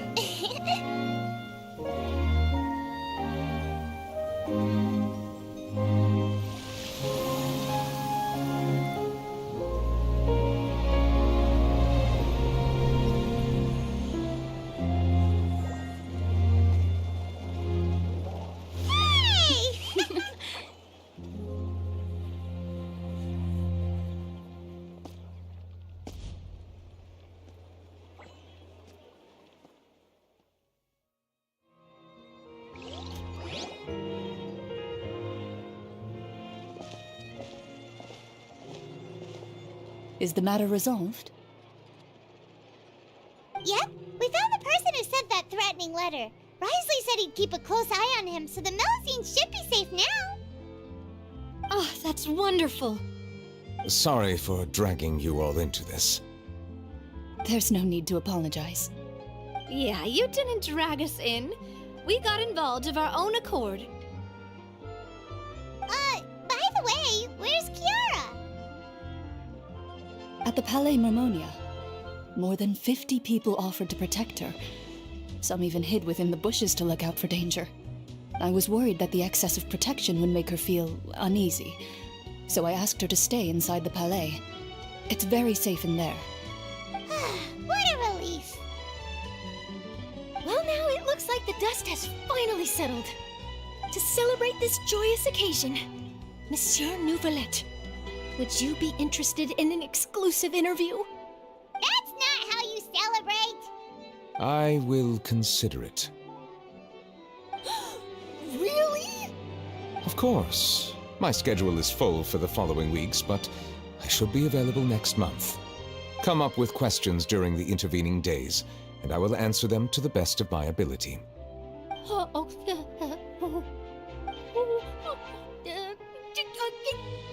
Yes! Thank you so much, Monsieur! Now, if you'll excuse me, I must head back to the Palais and issue a communique to publicize our investigation results. I hope it will assuage the concerns of all.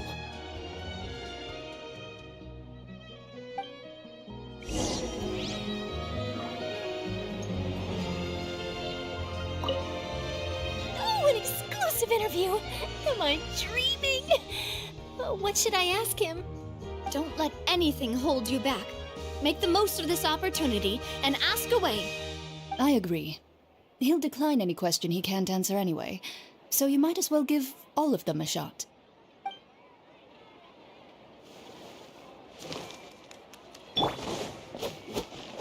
Yeah!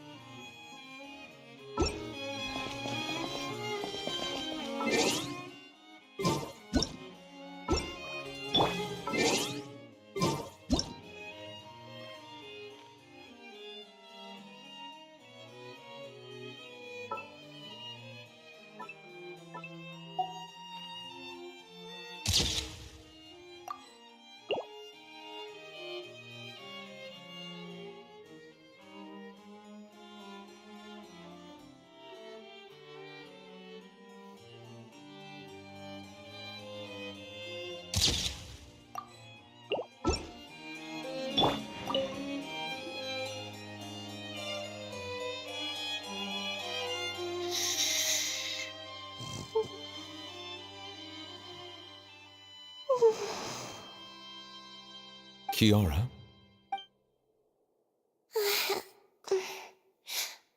Monsieur Neuvillette? Sorry, I accidentally fell asleep. It's quite all right. I'm here to tell you that we have caught the sender of that threatening letter. You're safe now. Thank you, Monsieur. And thank you too, Traveler and Big Sis Paimon. Everyone's been so nice to me, so I've always felt really safe. Do you remember Domenico? He was the sender of that letter. Let me think. I can't remember. My memory isn't that good, so I easily forget things. By the way, I saw Carol in my dreams just now. Where's she gone, by the way? I haven't seen her in a long time. In my dream, she looked really happy. She held my hand and said, "Kiara, our dreams have finally come true." I can't remember what our dreams were anymore, and I don't know why. But I felt really happy too. I can sense your joy. It is indeed a delightful moment. Monsieur Neuvillette, are you happy too? Oh, I almost forgot. Am I allowed to go out now? I promised to model for Alov. Of course. Off you go. See you next time, Monsieur, Traveler, and Big Sis Paimon.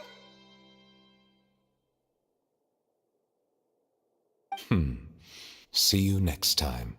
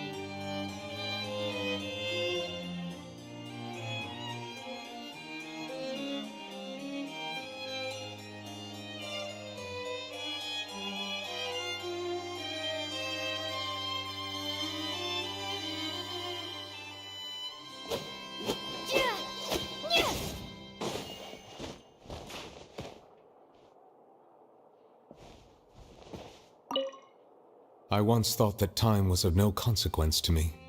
Distance yourself from others and stay focused on your work. A few years or a few hundred, it's all the same. But after all this, I've realized that perhaps this way of thinking is fundamentally flawed.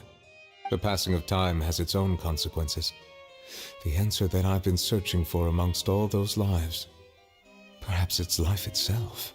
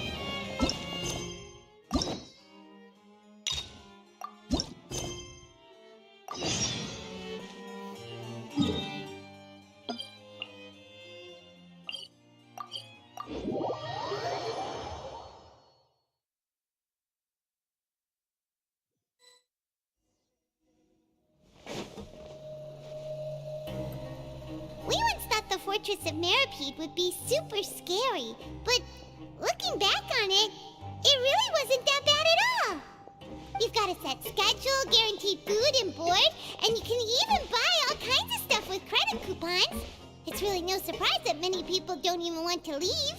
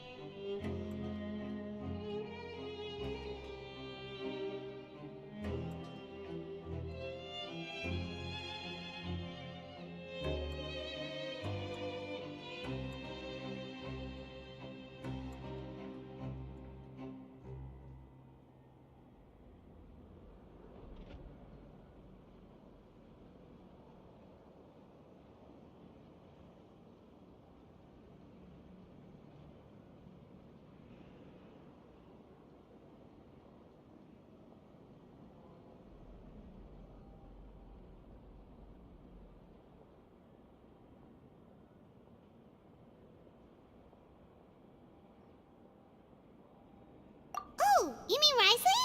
He's definitely a pretty impressive leader. Well, he does look kind of intimidating. He's actually pretty easy to talk to once you've had a conversation or two with him. Paimon wonders how he's like with the people here. Do they also get the same guy we do, or is he a lot harsher with the bad guys? Yeah, he must be doing something right to maintain order here, while not making everything feel super oppressive. Excuse me, did I hear someone there? Could you please do me a favor? Huh? Paimon could have sworn she just heard something. Excuse me, is someone passing by? Could you do me a favor, please?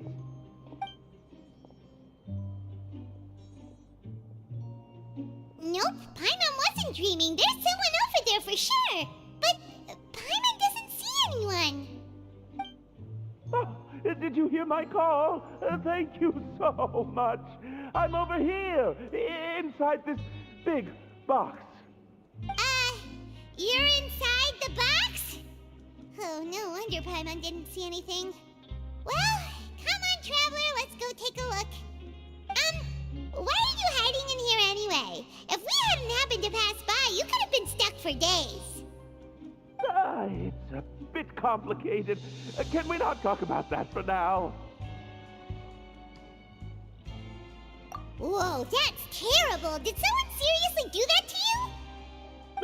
No, it was nothing quite that serious.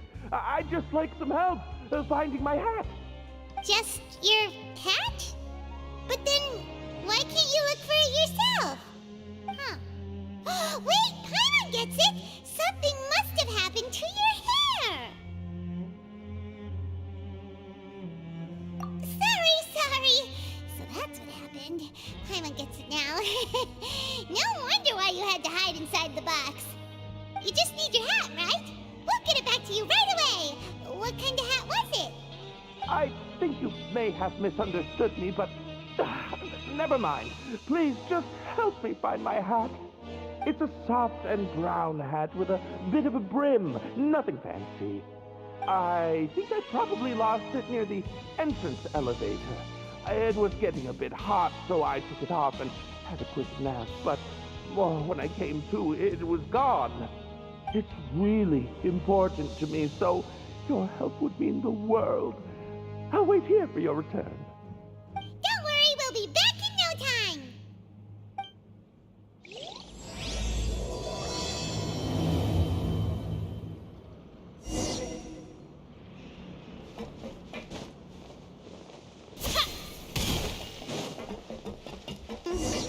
Paimon doesn't see anything here. Let's go somewhere else.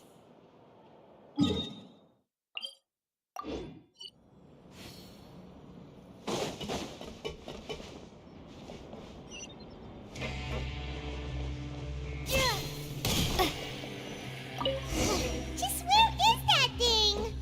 Oh, this is...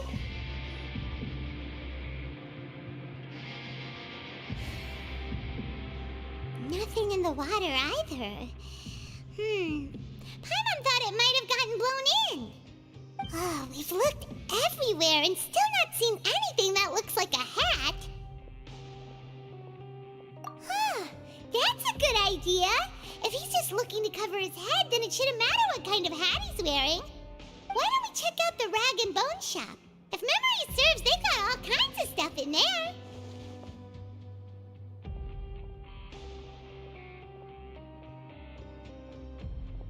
Huh? How did you know what Paimon was thinking?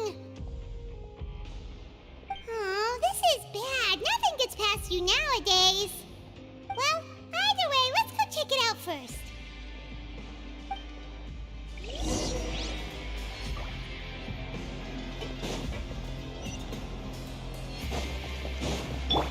Yeah! Skyward! Scatter!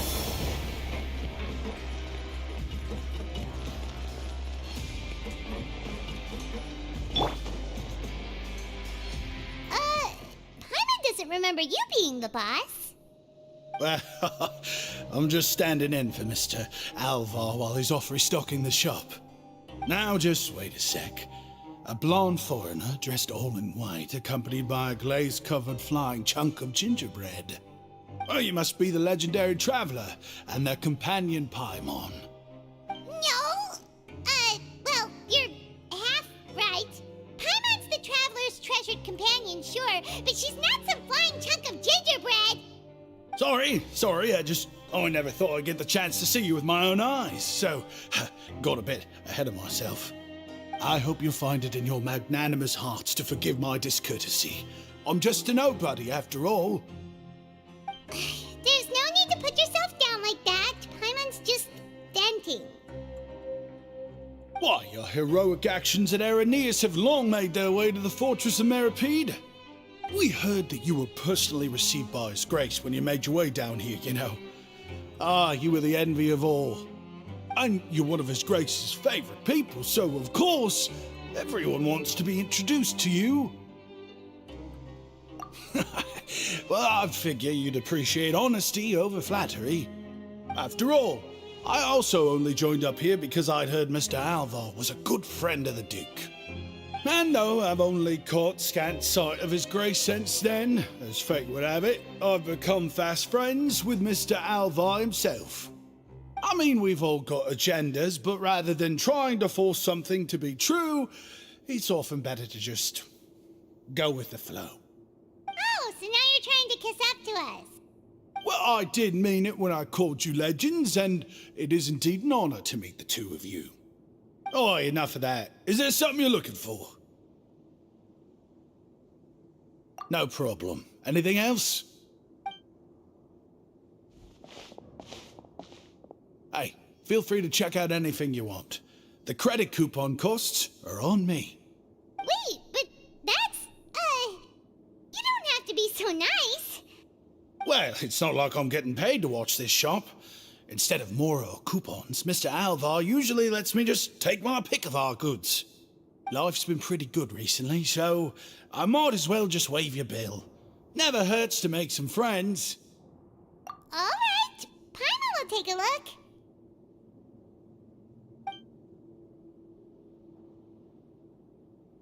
Are you sure you don't want more? These opportunities don't come by every day, you know. It's all right, 2 will do.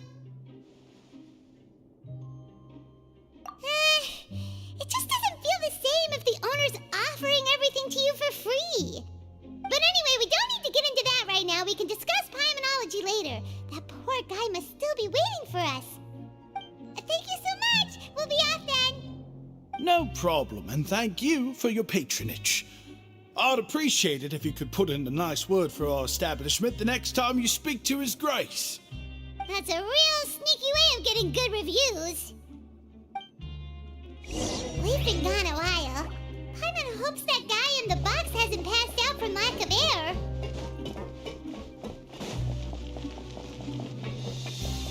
Yeah! Skyward! Scatter!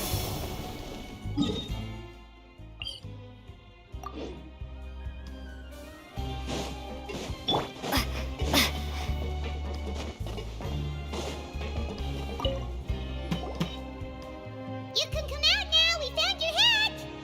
You did? Oh, Archon, you just saved my life in just one sec.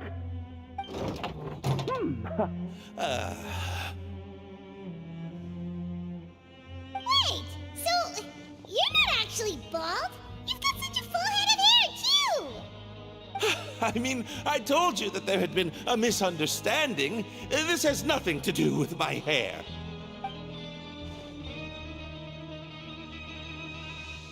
Wait, this isn't my hat.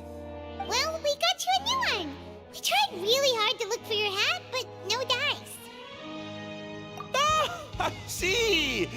Thank you so much. I'm really grateful, but unfortunately, there's just something special about my hat. Does it have some kind of sentimental value? But, sorry, I can't explain at the moment. Time's tight as well, so I suppose I'll keep looking for a while. If you're looking for a hat, I just picked one up over here. Is it yours? Your Grace!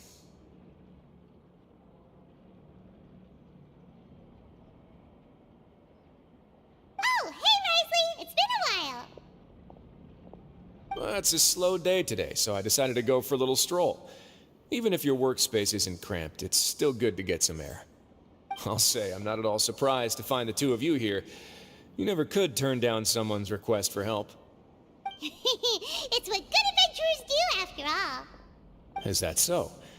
Maybe I should consider asking the Adventurers Guild to open a branch here. As I recall, these hats are very important to members of the Beret Society. Best you avoid misplacing it again, You might not have the same luck next time. Understood. Thank you so much, Your Grace. Then I'll be off. I'll get going now. What a strange guy. Why did he care so much about his hat? Oh, and has he done something wrong? When he saw you, it was as if he'd seen a ghost. Oh, not at all. In fact, members of the Beret Society are model prisoners. They work hard and never get into trouble. They've saved me a lot of work, in fact. As for him, I'd guess he's just more of an introvert. It's not unusual for the more shy prisoners to freak out when I show up unannounced. Huh? Shy? There are prisoners who are afraid to talk to people? Prisoners are still people, after all. There are as many crimes and motives as there are stars in the sky. The idea of the criminal as a selfish, heartless brute is just a stereotype. Such labels could never capture the complexity of even a single individual person. What kind of a person a prisoner may be and why they've committed a crime, we'd never know these things if they don't share their story with us. Huh. You've got a point. Anyway, it's all good as long as it makes sense to you. Although most of the societies here will just turn individual brawls into mass ones, the Beret Society does appear to be an exception, and it's instead trying to experiment with some novel and interesting things. If you have some time, why don't we grab something at the Coupon Cafeteria? It'll give us time to catch up, too. And if you're still interested in the Berets after that, I can take you to their usual gathering place as well. Paimon's not the biggest fan of that cafeteria, but if we're gonna catch up... All right then, please follow me.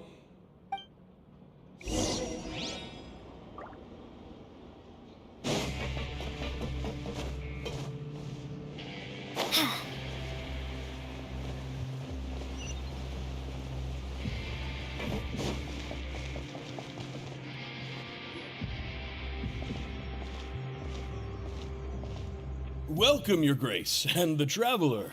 Would you like 3 orders of today's welfare meal? Unfortunately, we weren't informed of your visit in advance, so we didn't prepare any super deluxe welfare meals today. I'll pass on the food, then. What about you? Then Paimon will also pass. Paimon will save her stomach for something better. What a pity. It would seem that none of us can properly appreciate your skills, Walsey. Then I must beg Your Grace to find me some more ingredients, so I can come up with some more welfare meal recipes. If you're not in the mood to eat, I can get you some drinks. We just got some great shipments in from above. Yes, please? Huh. Paimon didn't know you could get non-welfare stuff at this place. It's not for everyone. Think of it as a special treat for VIPs. Oh, now that's what Paimon likes to hear. In that case, 2 bottles of the drink for Paimon, please. 2 bottles coming right up.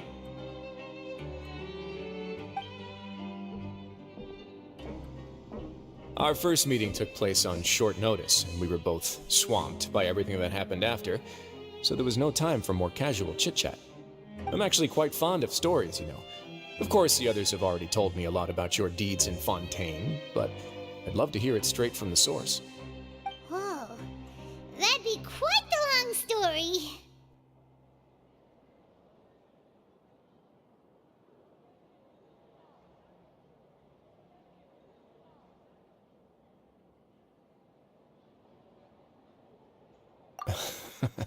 That's a bit too humble for you. Even the most unintentional action can catalyze new developments and force many fates onto brand new paths. Paimon gets the sense that you're trying to flatter us. That guy we talked to earlier was obviously trying to get us to put in a good word for him, but you're the Duke, right? Why would you need to get on our good side? Well, after all, you did help the fortress and I maintain our autonomy. Is it so strange that I would want to give a few words of praise out of genuine admiration?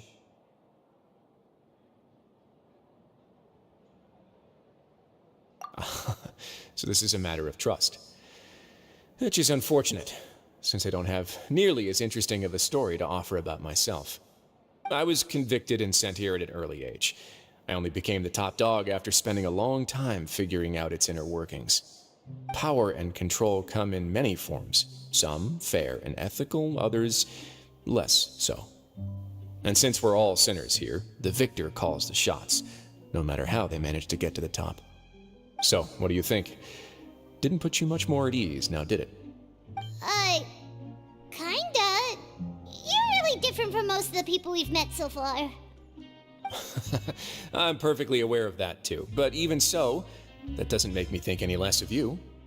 I would very much like to maintain friendly relations with you two.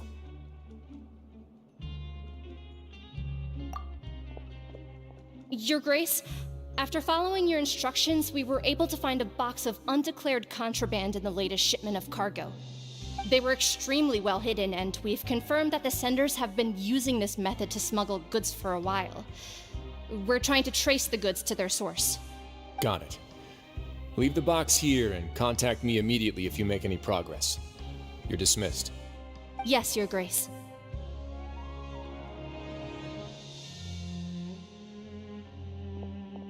Sorry, I'd almost completely forgotten about this.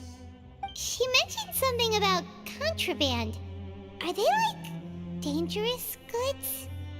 Not necessarily. The term is just applied to things people want to bring in on the sly. Many people here are experts at pulling rabbits out of the most ordinary hats, so we have to examine everything carefully.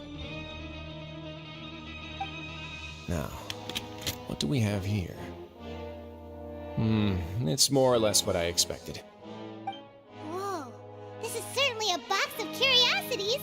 Mora, snacks, yarn, balls, ropes, mechanical parts, and even a gem! Wait, if you've confiscated this entire box, then does that mean all of this belongs to you now? Yep. We can't just send them back up now, can we? What? But that's just insane profit! Traveler, why don't you become a duke as well? It's only been a couple minutes since we agreed to continue friendly relations with each other, and you're already planning to overthrow me?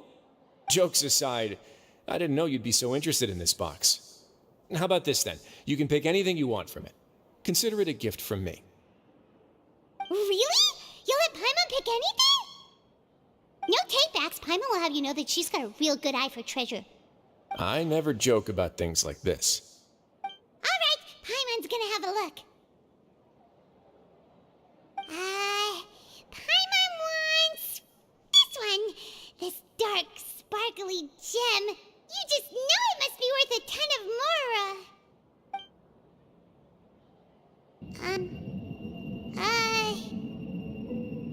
Actually, never mind. Paimon doesn't want this gem anymore. Can Paimon pick something else instead?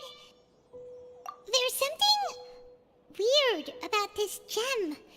Paimon remembered a lot of bad things when she picked it up. Paimon couldn't even tune them out. It's as if the gem was just drawing them out of Paimon's brain. It was super spooky. Is that so? Let me give it a try.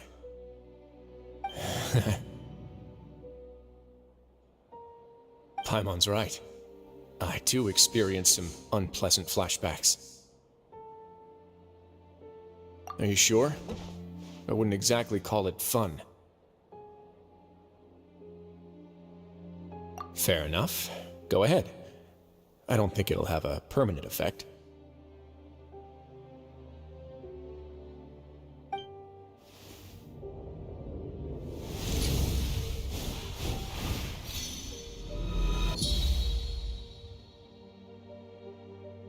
Are you okay, Traveler?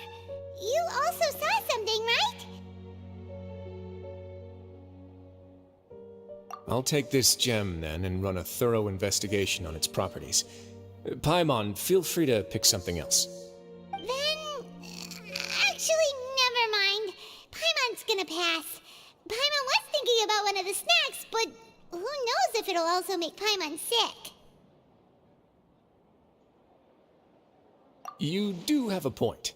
In that case, we should destroy the entire box and all of its contents. Seems like we're almost done with our drinks, too. Let's go check out the Society's gathering place, then. I can introduce you, and we can also continue our conversation while we're at it. Wait, are you this free every day or something? Just noticed? I wasn't exactly busy the first time we met, either.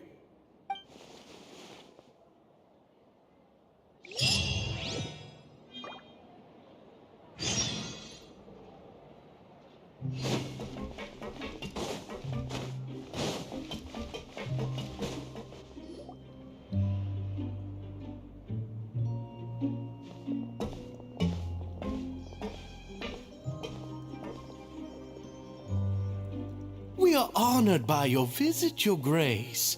All of us at the Society have been waiting for your arrival. Are these your two guests?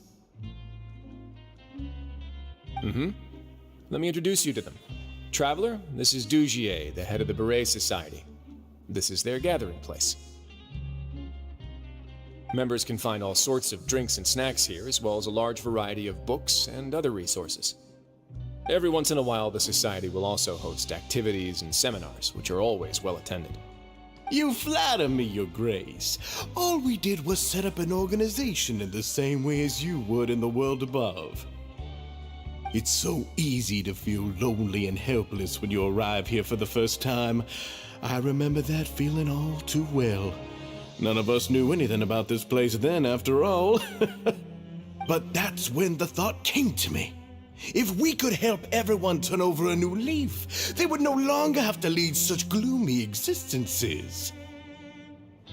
Thus, it was with your help that I founded the Beret Society. Oh, so you were also involved with this, Risley? My part in this was minimal. All I did was follow procedure and rubber stamp the application. I'm sure you have a very good sense of what this place is about by now. As you know, not everyone takes their sentence seriously.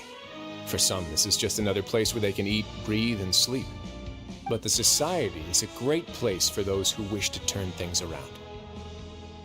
Exactly right. Here, we keep an eye on each other and remind each other of our goals. Everyone can focus on rehabilitating our mental states and even make many new friends. Our operations are entirely funded by members' donated goods and credit coupons. Same for the things you can see here. Who knew you could find such a place in the Fortress of Mirapede? Oh, right, and what's the deal with the hats? There's nothing deep about it. I just felt like we needed some kind of visible identifier. If our members felt joy and pride from being a part of this group, then the hats would become a point of pride for them as well. And when we're together, we will feel a sense of community from seeing everyone's hats. Optimism, community, hard work, and a desire for a new life. I hope this hat will show everyone everything we have been working towards. In other words, that hat has come to represent something like a model citizen, which also helps them recruit new members. Once again, you are exactly right, Your Grace. That's a part of our goal as well. Let's take a little old seat over here. There's no need for us to stand. I'll ask the members to get us some drinks. Please wait here just one moment. Feel free to look around too if you want to learn more about us. Oh, right. What happened to your slow day, Risley? Seems like I shouldn't underestimate an adventurer's keen sense of observation.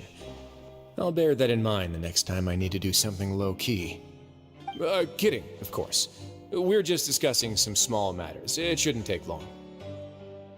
We've also already gone over the organization's vision. Instead of listening to me try to explain some more, maybe it'd be better if you took a look around for yourself.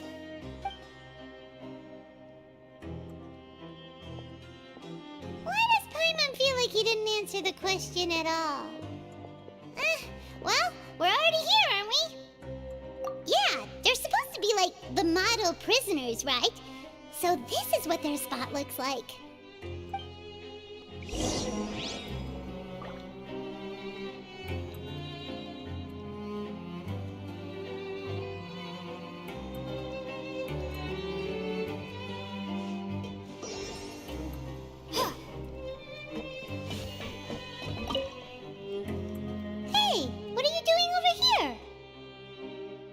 Hello. You are guests of the Duke, are you not? I'm organizing the bookshelves. Want to take a look? We've got some classics, as well as a few books that the members publish themselves. Yeah, most of them are writing diaries or autobiographies on their time in the organization. Some quit drinking. Some learned to tailor. Some became real good at calligraphy. And even I've learned to use a camera. We find it kind of funny. You see, had we managed to stay above ground, none of us would have ever had the time to learn any of those skills. Ah, it's because you all have a lot more free time now. Not only that, but we've also now got the mental space to think about taking on new things. Before we came here, we were constantly exhausted just trying to live. With how the Duke and Mr. Dugier have organized our lives down here, though, all we need to do is think about the things that we want to do. You never know what you may be good at until you give it a try. And while you're here, no matter what you do, you won't get judged for it. After all, there's no need to conform to societal expectations when you're already in jail. So this is something like a safe space. Yeah, that's exactly right. After all, not everyone is good at fighting, or have the physical strength to do hard labor. The society is exactly what some of us need. And that's it. I just finished organizing this shelf as well, so feel free to check it out if you want. Just remember to put the books back after you're done. Don't worry, we will.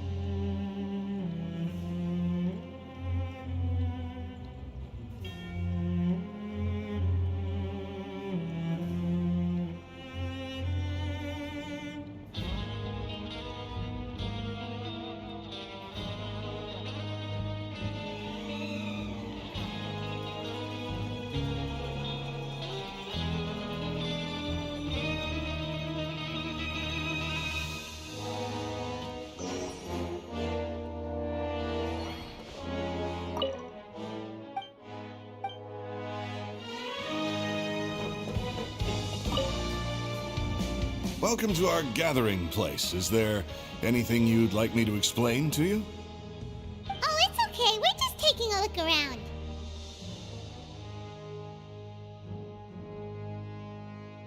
Well, that's not a bad comparison. It is my job to explain our amenities and benefits to our latest members. I'm sure Mr. Dugier has already explained some of it, but allow me to fill you in some more. Besides this space, which our members use to rest and relax, we also have an entertainment room, a fitness room, and a self-study room. These rooms are open to all of our members. We want everyone to be able to use their free time to the fullest. Wow, that's pretty cool. Do you have a restaurant too? If you did, you also wouldn't have to eat at the big cafeteria anymore. Unfortunately, we don't. For matters like that, we still have to rely on His grace. We started a collaboration with the cafeteria a while back, though, so they'll let us borrow their kitchen to do some simple research into recipes and cooking. Yeah, Paimon can definitely see how it'd be easier to live your life if you had all this support. Yep, and that's exactly why Mr. Dugier founded the society. We all think we made the correct choice to join him.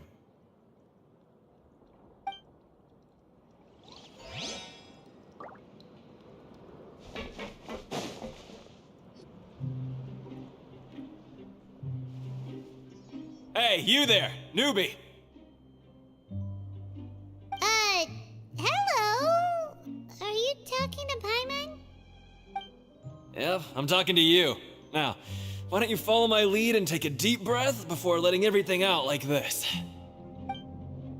Ha!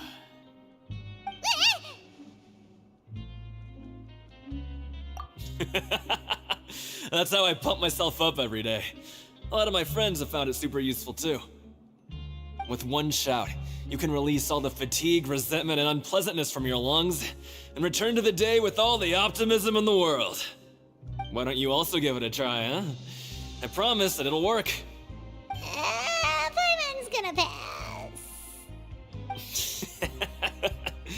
Feeling shy? That's alright. As long as you remember this trick, it'll come in handy one day. Just remember to take a deep breath and let it all out if you find yourself at your wit's end.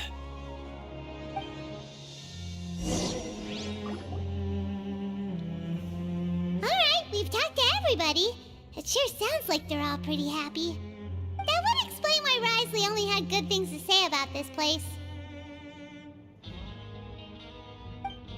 Huh. It looks like they're starting to wrap up their conversation as well. Let's go over to them. Of course, Your Grace. I will attend to those matters right away. Okay, then I don't have anything else to add. Oh, you're back. What did you think about this place? Now, note that your opinion will also affect my review of Dugier and the society as a whole. Oh, wait, I didn't know they were also a part of the evaluation process. It's all right with me, though. I'm pretty confident about our growth and activities. Paimon thinks it's pretty good. Don't think anyone expected you to get a society going here of all places. Yeah, you're right. By themselves, our resources probably don't feel like much. The prisoners here all have very different personalities and psychological needs. Our needs are like violent beasts. If we can't face them properly, they'll grow restless and enraged, causing pain and conflict. But if we can placate them, they lose their fangs, and they can even be converted into fuel for far nobler pursuits. Which is why, in my opinion, learning to reconcile with oneself is the first step on the path to redemption. You've hit the nail on the head, Your Grace. Before I founded the Society, I had met too many people who could not come to terms with themselves. And I'm sure that a part of your support is rooted in your desire to help those people find their way. And Paimon thought everyone was enjoying life just fine, working and fighting. Of course, that lifestyle is more than enough for some people in the fortress. For others, though, they would just be useless distractions. Speaking of fighting, I'm not sure if you knew this, but even His Grace sometimes fights in the ring. What? You fight in the ring too? Wearing those high-tech boxing gloves of yours? Oh, I almost never need them.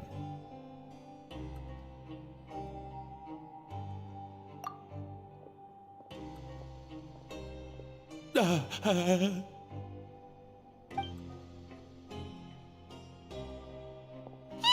isn't that the guy who lost his hat? Did you come here to relax too?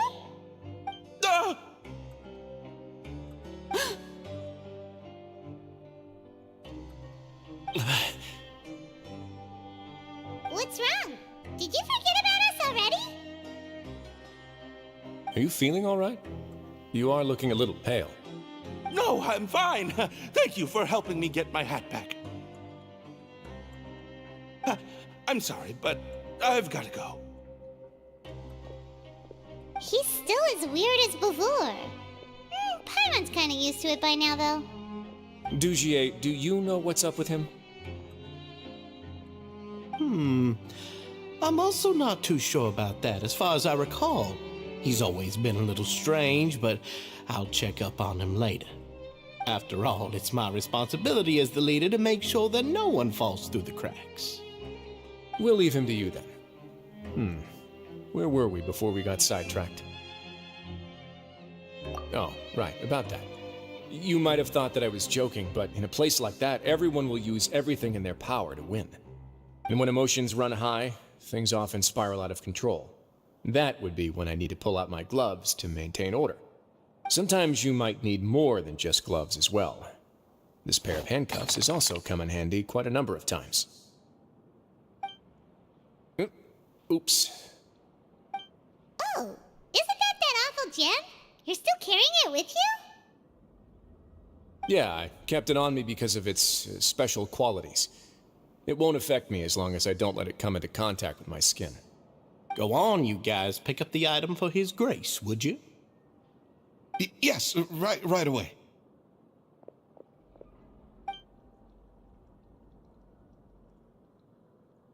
That gem shines with quite the dazzling light. I hope it hasn't been damaged. Your Grace, please let me know if there's something wrong with it now. It still looks good to me. Say, Dugier, have you ever seen a gem like this? Never, Your Grace. Don't think I've ever been rich enough to afford this kind of a thing. I guess that's fair. We've already gone over most of the things that I wanted to talk about, so let's wrap up for the day. The Traveler also has some other plans, after all.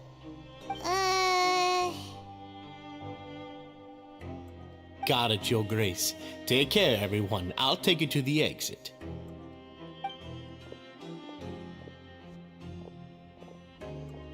Traveler, Paimon, it was an honor. I'm sure everyone would love it if you were to visit again. And that goes for you as well, Your Grace. We wish you all the best in your endeavors. And same to you.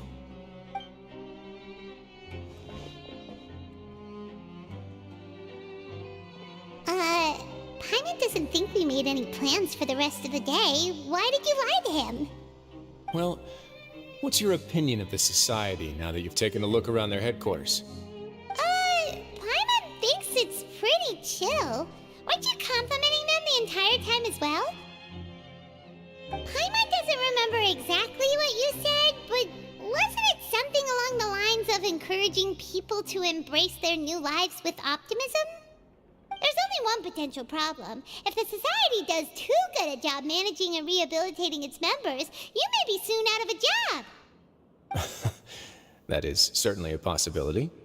But at this point in time, they're still reducing my workload by managing and rehabilitating prisoners in my stead. I wanted to see just how much they've managed to accomplish, and also get a sense of Dugier's plans for the future. I arranged for a meeting out of curiosity, but then I noticed some faint hints of dissonance. Dissonance? I'm sure the Traveler has sensed it too.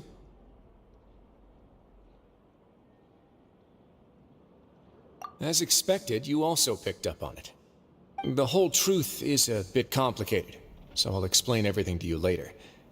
I can tell you right now, though, that this was an unexpected turn of events. I had hoped to take care of it in secret, but now a confrontation may no longer be avoidable. It's hard to predict what might happen next. You've completely lost my mind. Why don't you take this opportunity to check back on the gathering place? Just tell them you left something of yours there by accident. If my hypothesis is correct, Dugier should already have left. And with his watchful eye removed, you may well get a very different reception from the members. Can't you just tell us exactly what to expect? I'm just following the most popular playbook in Fontaine. Investigate, obtain evidence, and then use the truth to render judgment. It's been so long since I got to watch a performance at Opera Epiclese that I've even begun to miss it. I'll explain everything to you later, but right now we need to seize this opportunity. Find out what you can from them now while they're all in one place. We might not get another chance like this anytime soon.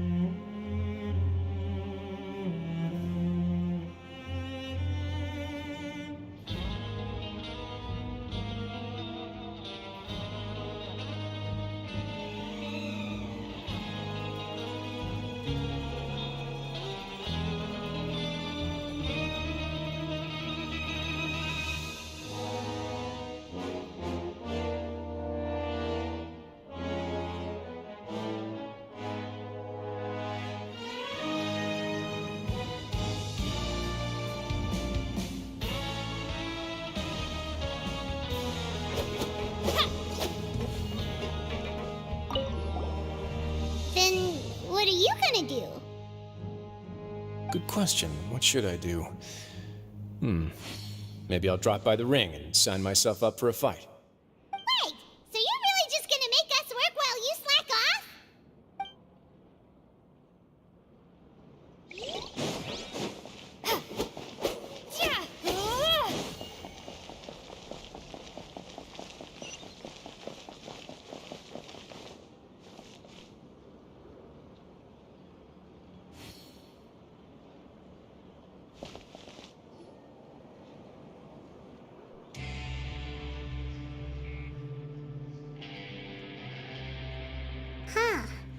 It's just as Risley said. Seems like Dugier is no longer here. You said you felt there was something off about this place, right? So let's see if we can feel something out. Paimon will do her best to help.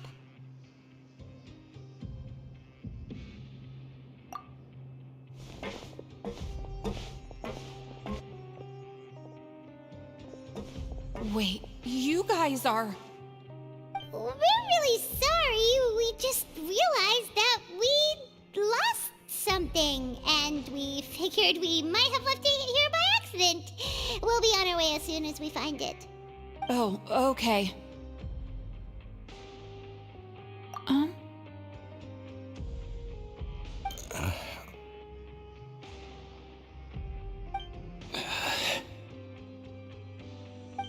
Nobody?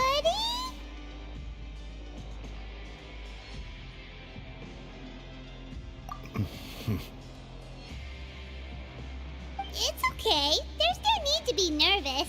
It's not like we lost a whole bag of Mora or anything. We'll just look for it ourselves if none of you caught a glimpse of it. We're not gonna tell Risley anything, don't worry. I'll go find Mr. Dugier. No need. We're just looking for something. Why does he have to know?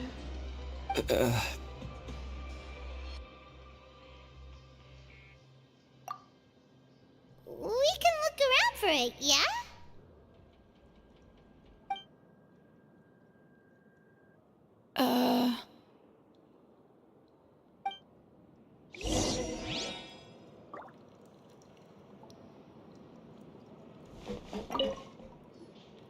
Hey, hello? Anyone home? Hello? How can I help you? The Beret Society offers a variety of resources and benefits to its members, and, I mean, you've already heard my spiel. I don't know anything beyond what I've already told you. You don't know anything? Sorry, that's not what I meant. It's just... there's nothing more I can tell you.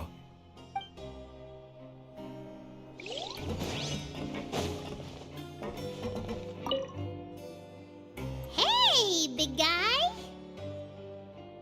What do you want? Isn't this how you greeted us earlier? Take a deep breath and let it all out. Oh, yeah, that's right. You sure are a fast learner. I ate something earlier, so I'm falling into a bit of a food coma, and, I mean, not everyone can be super upbeat all the time, right? You're looking for something, you said? I didn't see it, but, it should be somewhere nearby.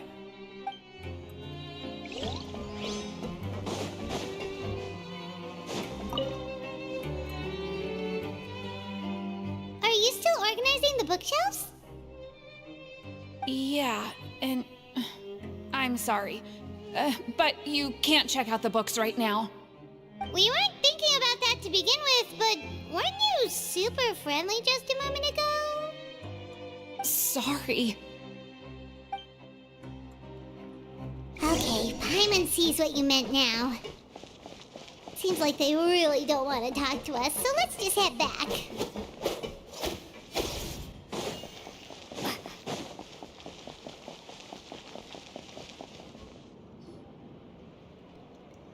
Oh, you're back. How were things at their headquarters? It was as if they had all turned into completely different people.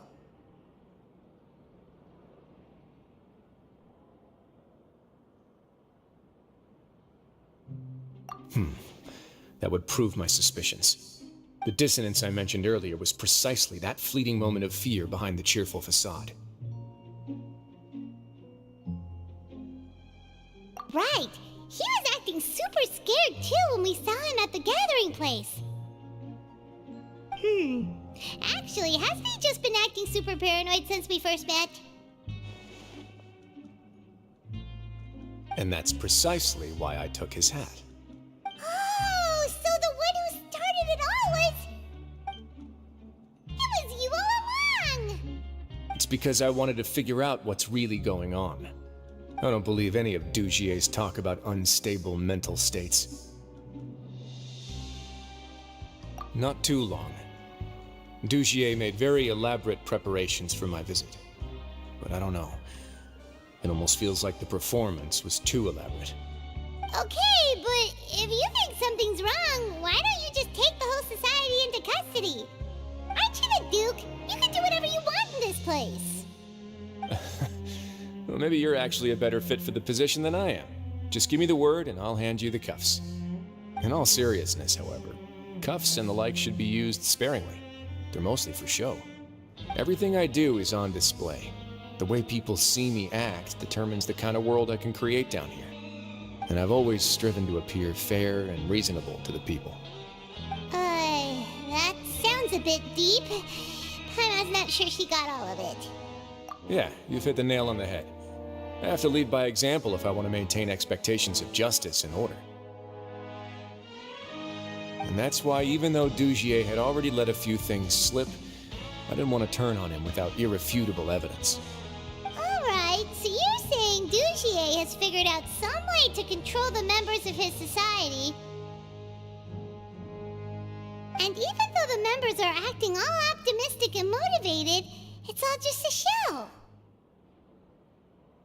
Indeed. He certainly seems to be using some coercive methods to turn his members into the most upbeat and motivated group of people you've ever seen. And that won't turn out well in the long run. I have some faith, though, that some of the members understood the hint I gave during our visit. The line has been set, and it's quite likely that a fish will bite. Fish? Bite? Let's give them some time. My guards will need it to finish their investigation, too. You can find me in my office when the time comes. Hey! Don't just leave before you've explained everything to Paimon! Hey!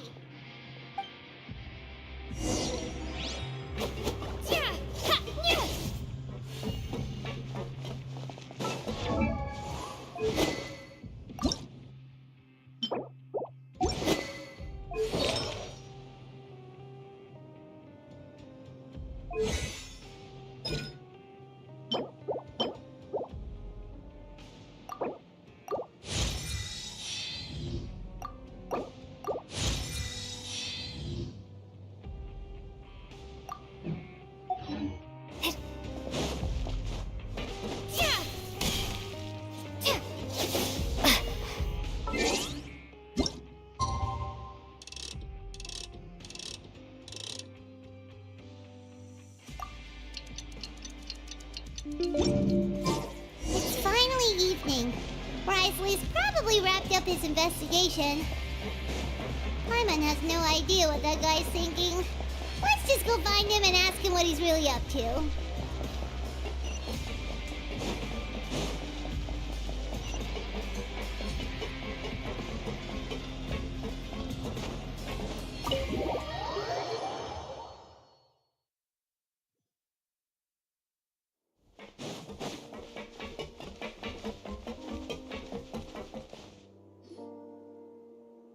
Oh, here you are.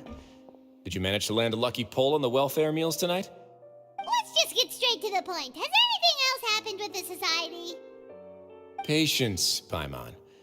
Even as the situation continues to brew, we still need to make sense of what we learned so far and go over any sticking points. I'm actually still thinking about the first thing that came to my mind when I noticed something amiss. Namely, why didn't anyone come to me about it? Oh, that's a good point. Could whatever they're afraid of be so powerful that even you won't be able to do anything about it? But even if such a thing existed, how could they be so sure without checking with me first? It'd be one thing if it was just one or two people, but it seems like everyone's convinced that I won't be able to help. Which leads me to believe that it's more likely that they think I just wouldn't care to help them.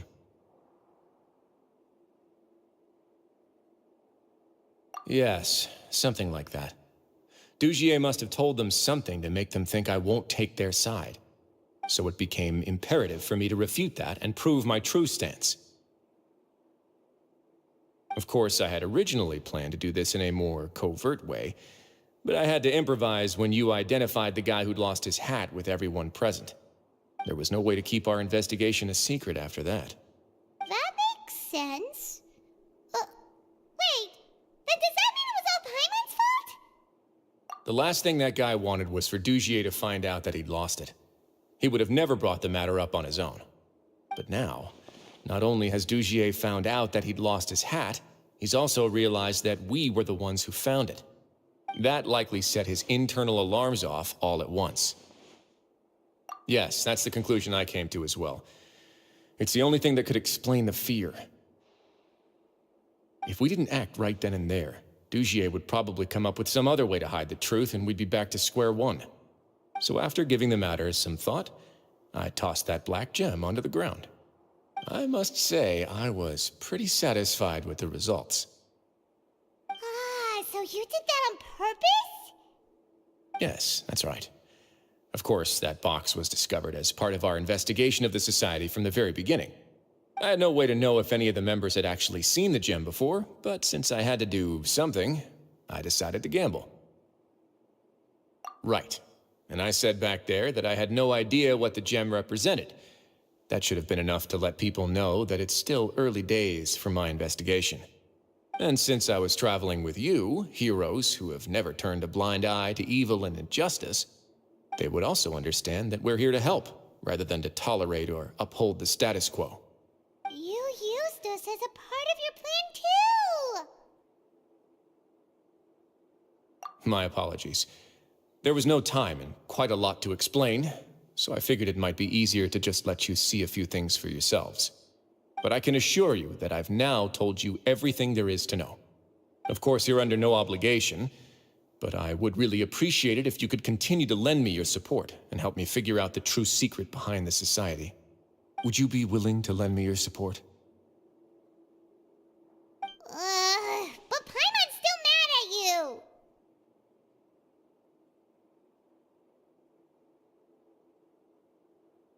You have my thanks. Now, there are still two outstanding matters in our investigation. The first is the secret of the hats. I've examined one before. There was nothing suspicious about the item itself. The other is the true purpose of the black gem. We haven't been able to get anything out of anyone with actual knowledge of it. It's my hope that a brave fish will take my bait and venture outside of their dark and murky pool. I'll put some music on while we wait.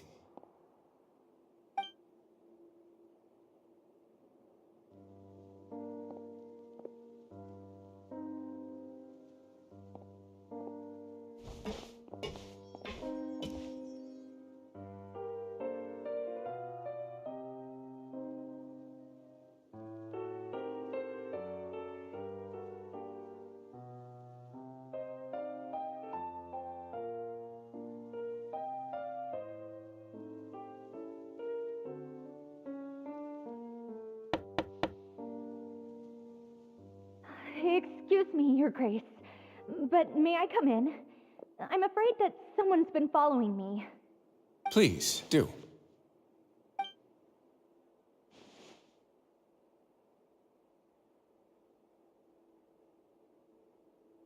I apologize for my lack of composure. These two are the guests that came with you to our gathering place, correct? Yes, my lover Fasol told me all about you. Please, help us, Your Grace. He's in great danger right now.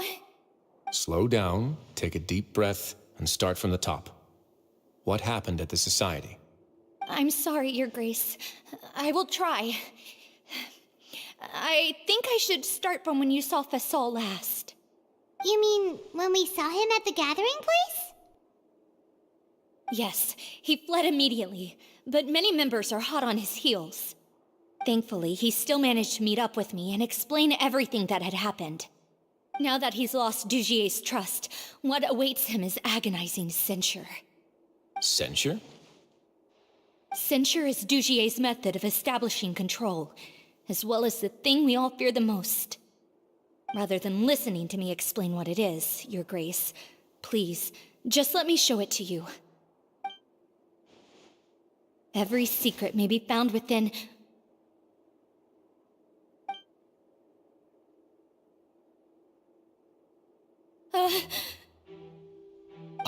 Here you are. I was wondering where you had run off to in such a hurry. Please excuse us, Your Grace. It was never our intention to disturb you like this. You see, Avisa's mental state has been rather unstable ever since she arrived at the fortress. She rambles often, has hallucinations. It may be best to dismiss her babbling as random gibberish. I don't recall hearing a knock or giving permission for you to come in. Oh, my apologies. I merely did not wish for Your Grace to be alarmed. Had I not been so focused on recovering her, I would have followed all the rules of etiquette to the letter. So please forgive my discourtesy. Like we believe you. Please, there's no need to be upset. It's only natural to want to side with the poor sick girl, but I know His Grace to be a reasonable man. Well then, what if the reasonable man wants to hear the lunatic out? That would be perfectly fine with me. Oh, and just so you know, we've also found the missing Mr. Fasal. I had no idea why he was so upset about losing his hat, really. Thankfully, he has already returned to his senses. We've brought him back to our place, so there's no need to worry. I'm sorry, Your Grace. I don't have anything more to say. This is what you're afraid of, correct? You can tell me everything. I'll do all I can for you. I've never seen that thing in my life.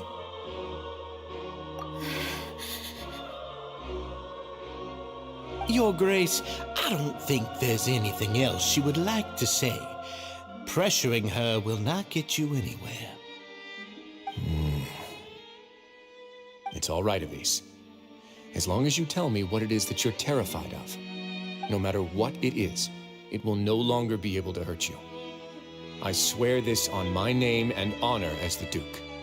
Your Grace, forget it. I'll keep my mouth shut. I've already said everything I could say about the matter. I'm sorry, Your Grace, but I really don't have anything more to say. Please, don't press me further. But why?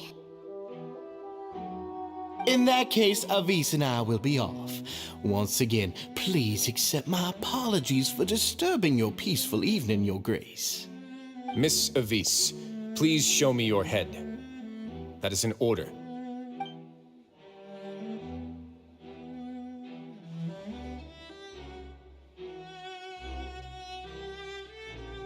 There's nothing there. Your Grace, I know you have long tired of my words, but please believe me when I say you've merely let your worries get to your head. The Society has never caused trouble for you or any of the guards at the fortress.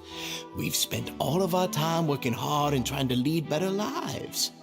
Why are you doing everything in your power to prove our guilt? What's wrong with the current state of affairs?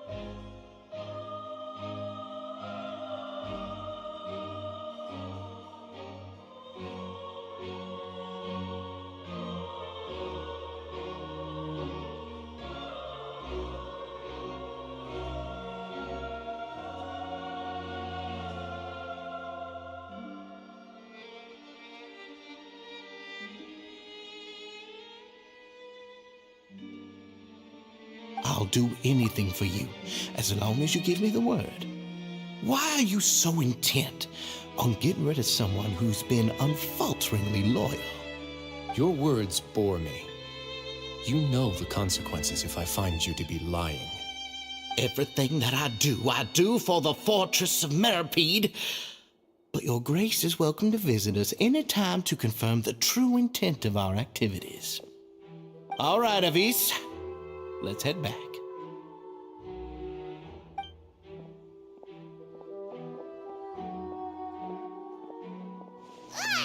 Just what's up with that guy? He makes Paimon really, really mad. We should have shown him his place. Sooner or later, all will pay the price for their arrogance. Oh, he must have been well prepared for this exact scenario, or he wouldn't have dared to be so openly hostile. All the more reason for us to be patient. The entire society are his hostages. His subordinates would definitely react if he were taken into custody. And that's why he dared to bare his fangs right in front of me. The true secret of the society is neither on the hat nor on the members' heads. Dugier probably knew this from the very beginning, which is why he didn't panic. However, if we were to look at the rules, it would also seem like the head has to be the place where they're keeping all of their secrets. Yeah, none of this makes sense to Paimon either. What are they trying to hide?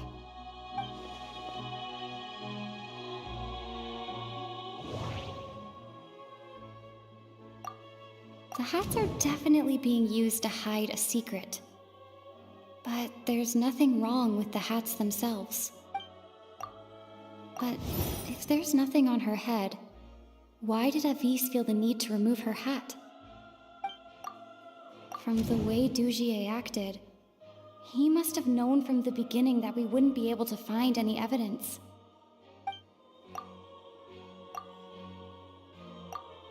I can't seem...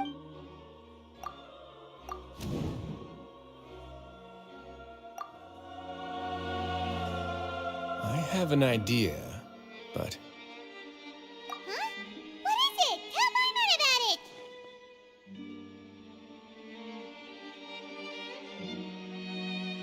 it! You mean this thing? So, she handed a key piece of evidence over to us without Dugier noticing. That would mean that Avis didn't stay silent out of fear.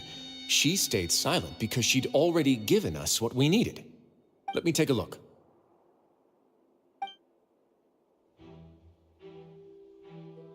I managed to remove this from the hair clip. It's long, slender, and conical, is hollow on the inside, and looks something like a cross between a nail and a thorn. Paimon's last again. Let's see. What if we do this? Hey, what are you doing? Wait. Some kind of dark liquid is leaking out of the gem. And some of it has been absorbed by this thorny-looking thing. You've probably heard before that water is filled with the strongest emotions of humanity. With that in mind, this liquid is probably a highly concentrated solution of fear. Oh, so that's why even touching it will make you remember unpleasant things. Dugier would be able to censure others. I can only imagine how it would feel to have this directly injected into your brain. The moment it hits you would be like being flooded with all the terrors you've ever experienced in your life. Agony, desolation, and an overwhelming sense of despair. No wonder they're all so terrified of it. So, was the hat meant to cover up their wounds? And that might not even be all. Let's go get them right away. We can't let Dugier escape with all of the evidence.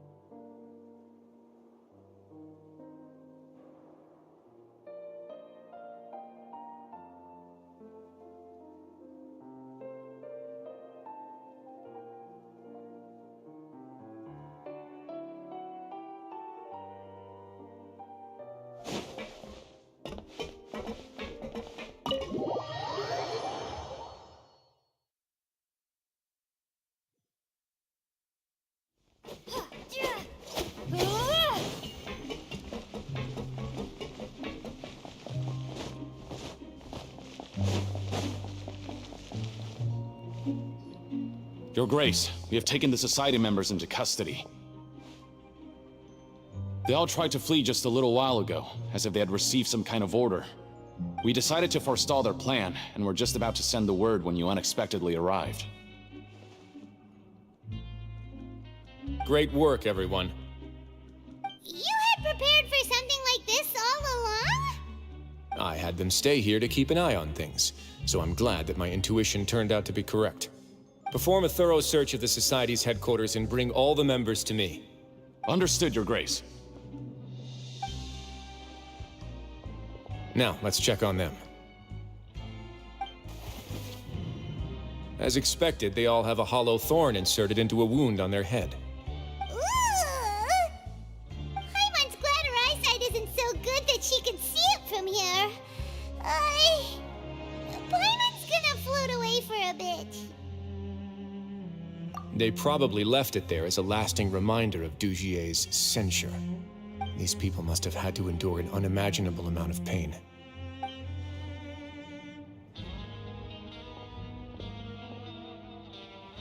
Let's go check out the other areas, too.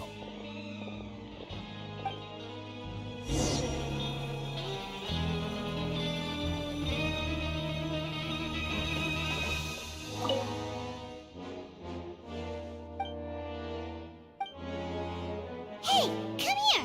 Have a look at this!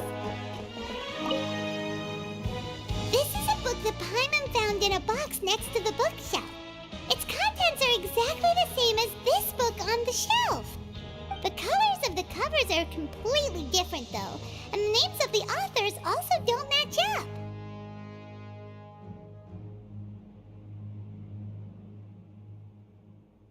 Yeah, and they dared to claim that they wrote these too. Huh!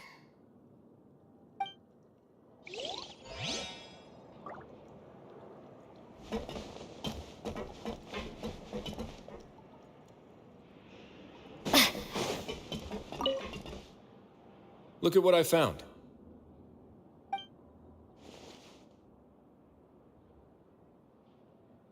This is a surveillance port. With this, Dugier would be able to remotely monitor everything that's happening at the gathering place. So even if Dugier's not there in person, he'll still always have eyes on the members. Indeed. It's easy to become lost and confused when you're given no instructions or any kind of script to follow. And if any action you take may be deemed a mistake, then perhaps it's better to do less, or to not do anything at all. Dugier has already tamed them to his will.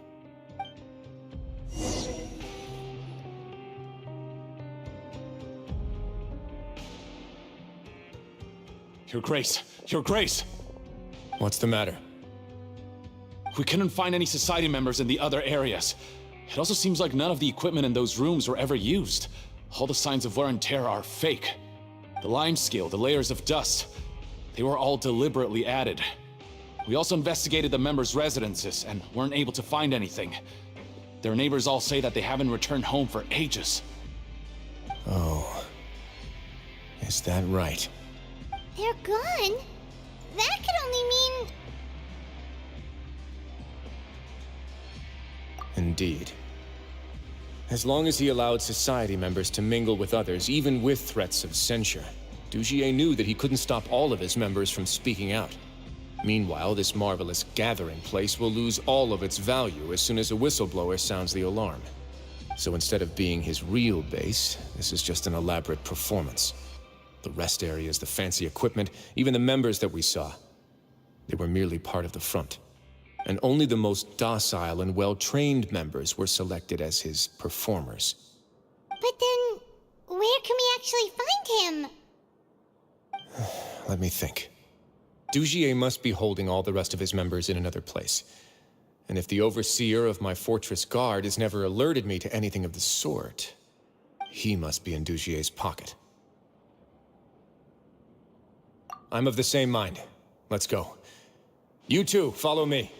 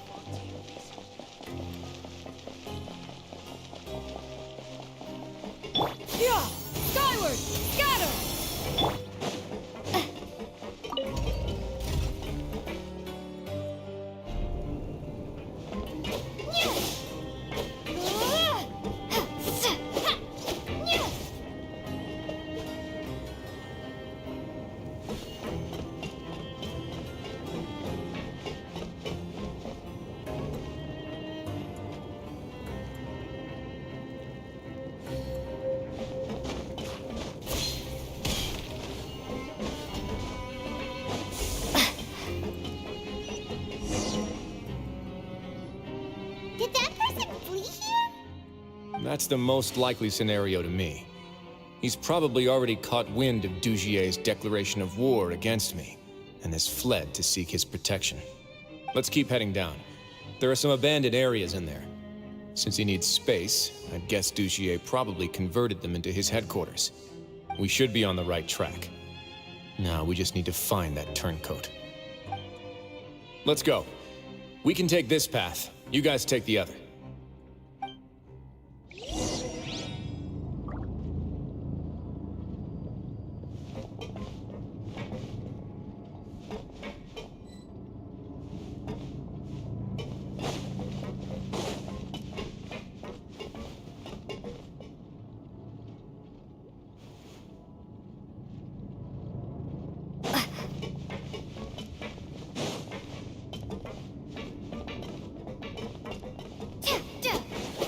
Look! There's a fallen guard over there! Paimon sees some society members too! After them! It's rising! Run!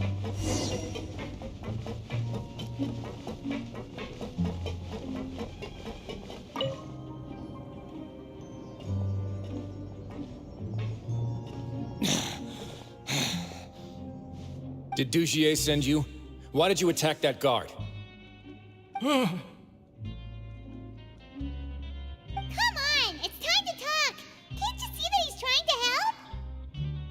I will take your cooperation into consideration when it comes time to hand out sentences. But Mr. Dugier, he didn't want this guy to expose our true location.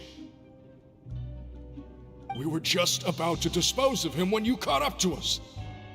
So, in other words, your headquarters should be this way. Yes, it's just down this way. You'll make it there once you've seen him pass through a large drainage pipe. Guards, take them away. Let's go. It's about time that we find out what Dugier's really after.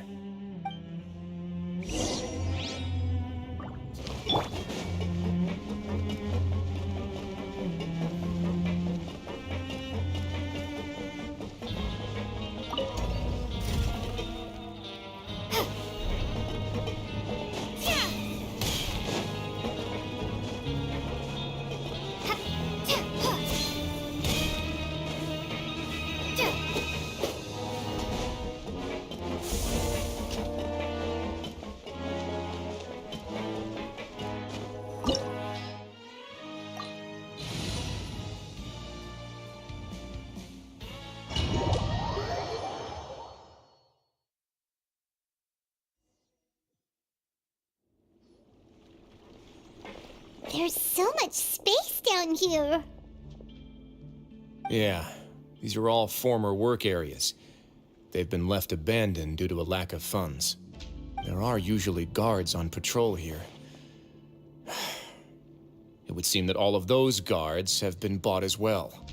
Stay sharp. He's got a ton of surprises waiting for us, I'm sure.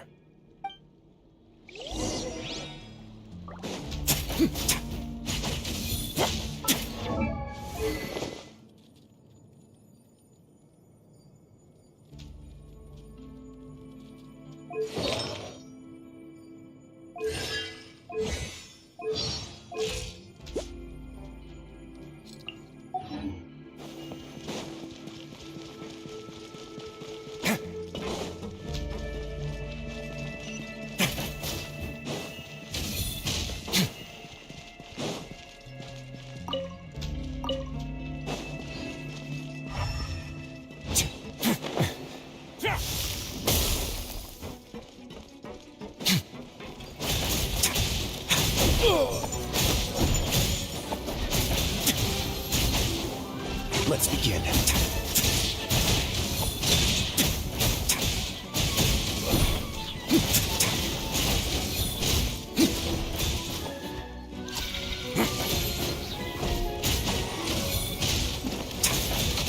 A moment, please.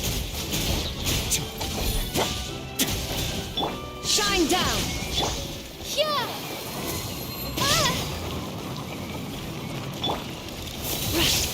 Stray cloud converge!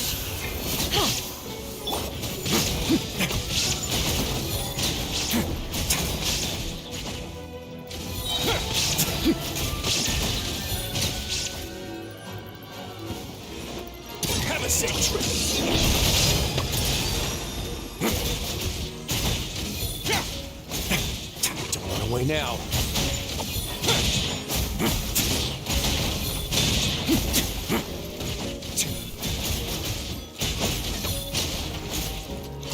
Illusion shattered! Skyward!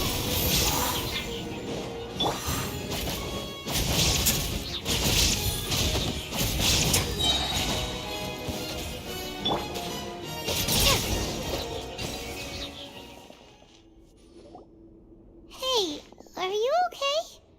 You're safe now. Just follow the guards and leave this place. Who knew that there'd be Gardamex here? Dujier really prepared for everything. And that would explain the strange decommission requests I received, as well as account for all the Gardamex that had mysteriously gone missing. Seems like he's prepared for an all-out confrontation with me. Hey, what's this? Seems like some kind of handbook. Let me see.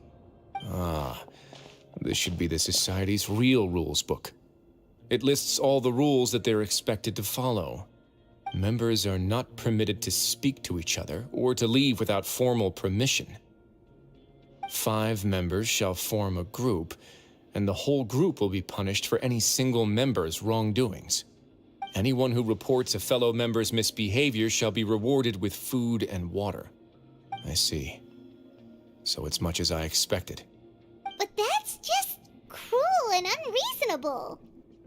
To obtain food and water, prisoners are forced to snitch on others, and in the process cause pain to those around them.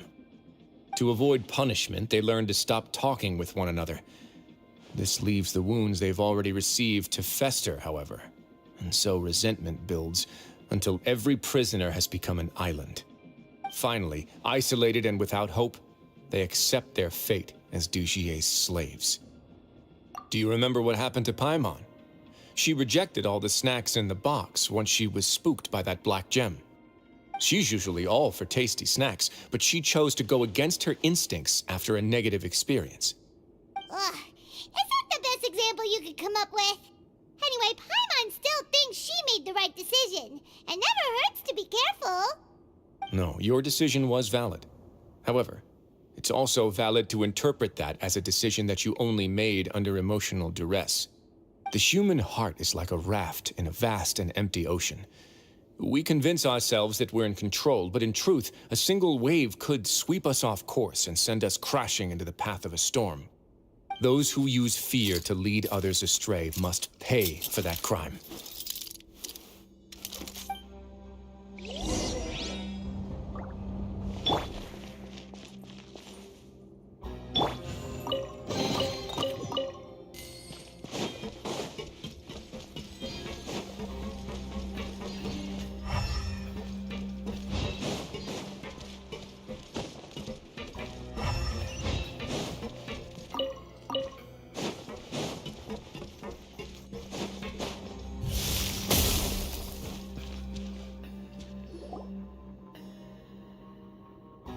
If I'm not mistaken, the space ahead should be the central area of this place, but the door's been locked. Rather than confront Dujier, I think it's more important right now for us to rescue as many Society members as possible. You guys should wait here. We'll try to open the door and check out some other spots.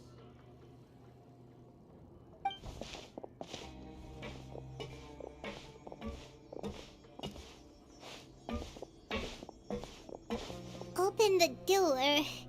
Would we have to do something to this mechanism here? Paimon doesn't get it at all. Forget it, Paimon's just gonna do some trial and error.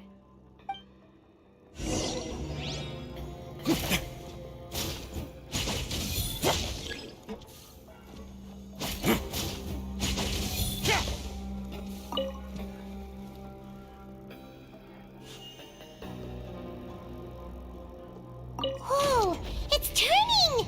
Is it because we touched this thing? The other side's open! Let's go.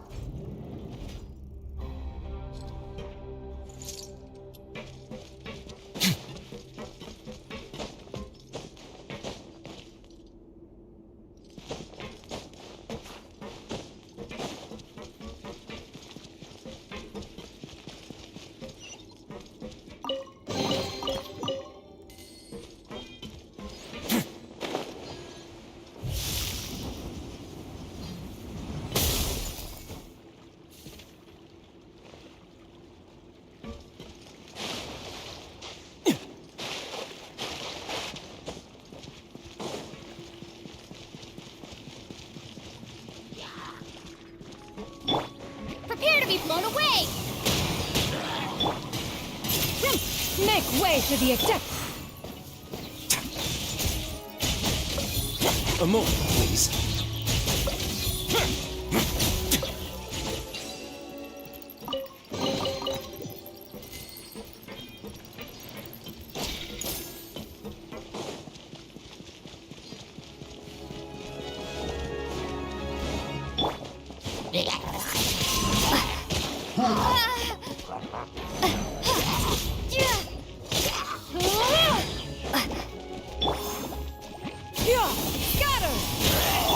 Stay cool. Face your guilt.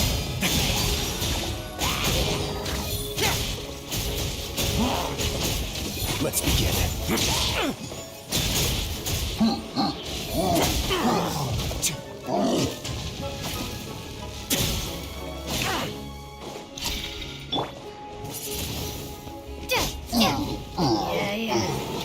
Shine down! Hey!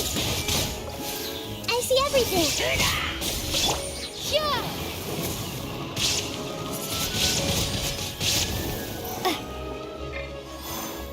Yeah! Skyward!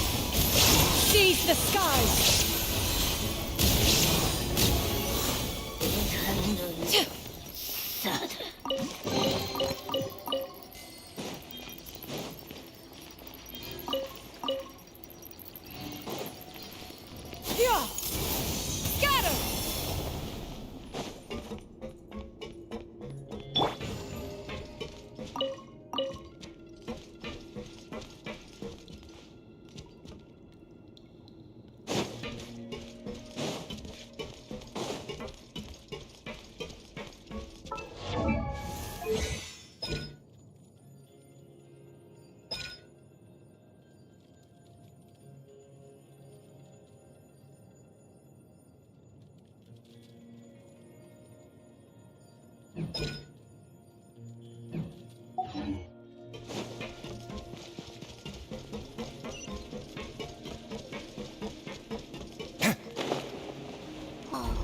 It's so high!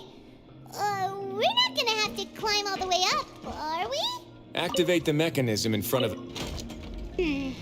Looks like there's a mechanism that's gotten stuck. It won't turn alongside the others.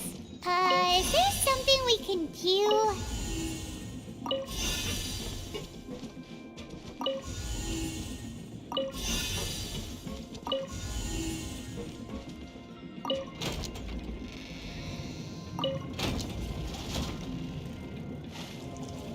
Ooh, the water level's gone way up.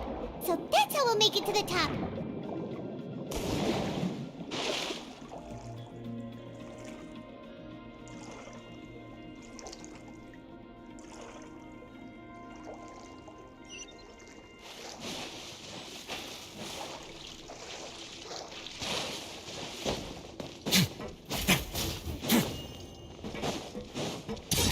Get a little chilly. A moment, please.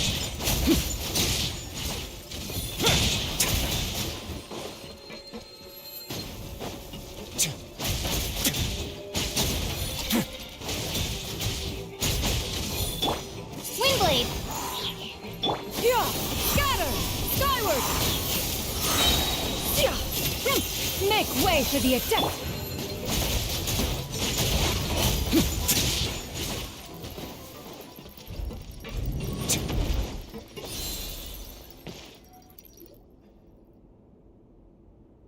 These should be the prison cells. Lots of empty cells in here. Dugier's probably moved them elsewhere already. Let's still rescue the ones who got left behind, though. Every person counts.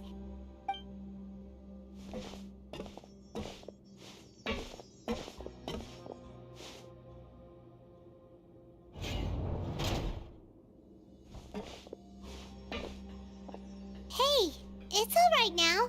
You can leave this place. No, I won't try to leave anymore. I'll never try to leave again. So close to me. I don't want any trouble. No, we're not gonna do that. Please calm down. We're not bad people.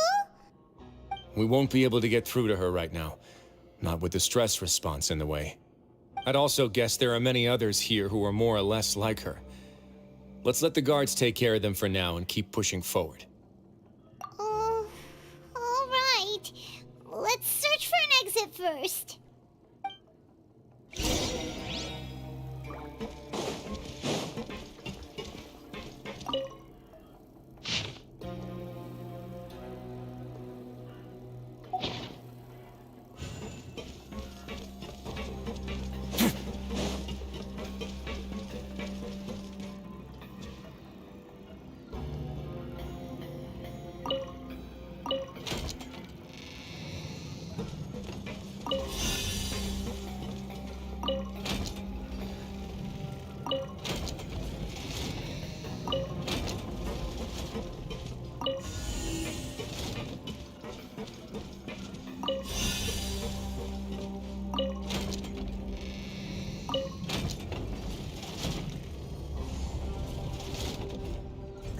The door's open. Huh. Maybe it's His Grace. I'll go take a look. I leave this area to you. Make sure to bring everyone out safe. Understood. And please take care as well, Your Grace. We'll return here right away and await your orders. Just focus on the tasks you've been given. I already have reliable help over here. Let's go back. We have unfinished business, do we not? That mechanism from the first room. Maybe we'll also need to hold it in place using the same device to open the door that leads to the central area. Don't forget to bring these along.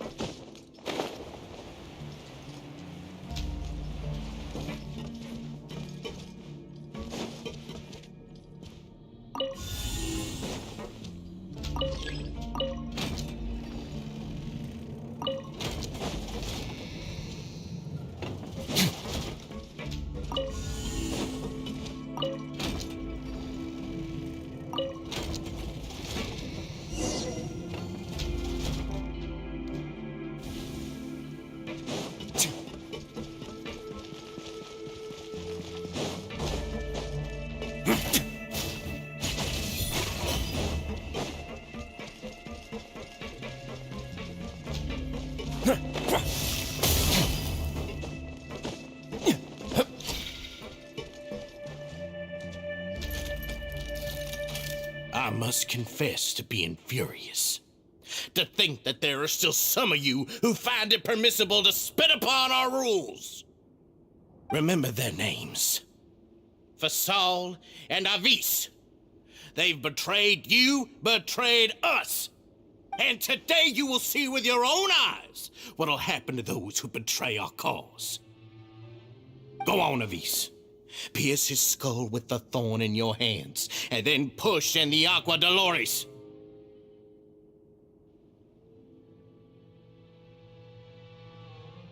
Of course, you will do it one drop at a time. Let it do its magic again, and don't stop until you've pushed all of it in. Thistle, I'm sorry. It's okay. I'll find a way to endure. Oh, shut your wretched mouths! When did I give you permission to speak? My rules are the paramount law of this place. Only more pain will come to those who dare to disobey. That's enough, Dugier. Your rabid screams have been beyond nauseating. Is that His Grace? Oh, Risley. I knew you would come, but I didn't expect you to be so quick.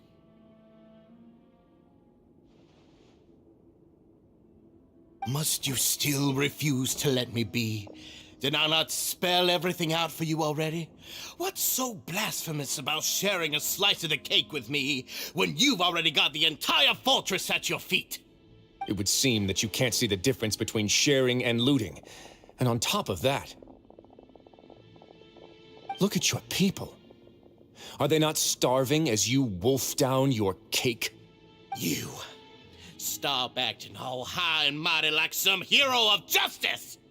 Have you forgotten? Nobody in this blasted fortress is innocent. We are all irredeemable monsters who have destroyed something that others held dear. What's so wrong about punishing those who deserve to be punished? It's what they've always deserved. And please, are you really gonna tell me that you care about their lives and well-being when you just need a supply of labor to keep this place running? Is it that all you need to keep your cushy life? Sadly, you're wrong on both counts. Unlike you, I've never seen them as currency. The fortress is not only a place for confinement, but also a place for rebirth. Just as people are free to give in to the darkness within their hearts, they are also free to seek redemption and a new beginning. Our bodies have limits, but our spirits will always remain free. They may have made mistakes, but they are still human beings with people and things that they cherish. And most importantly, they should always retain the freedom to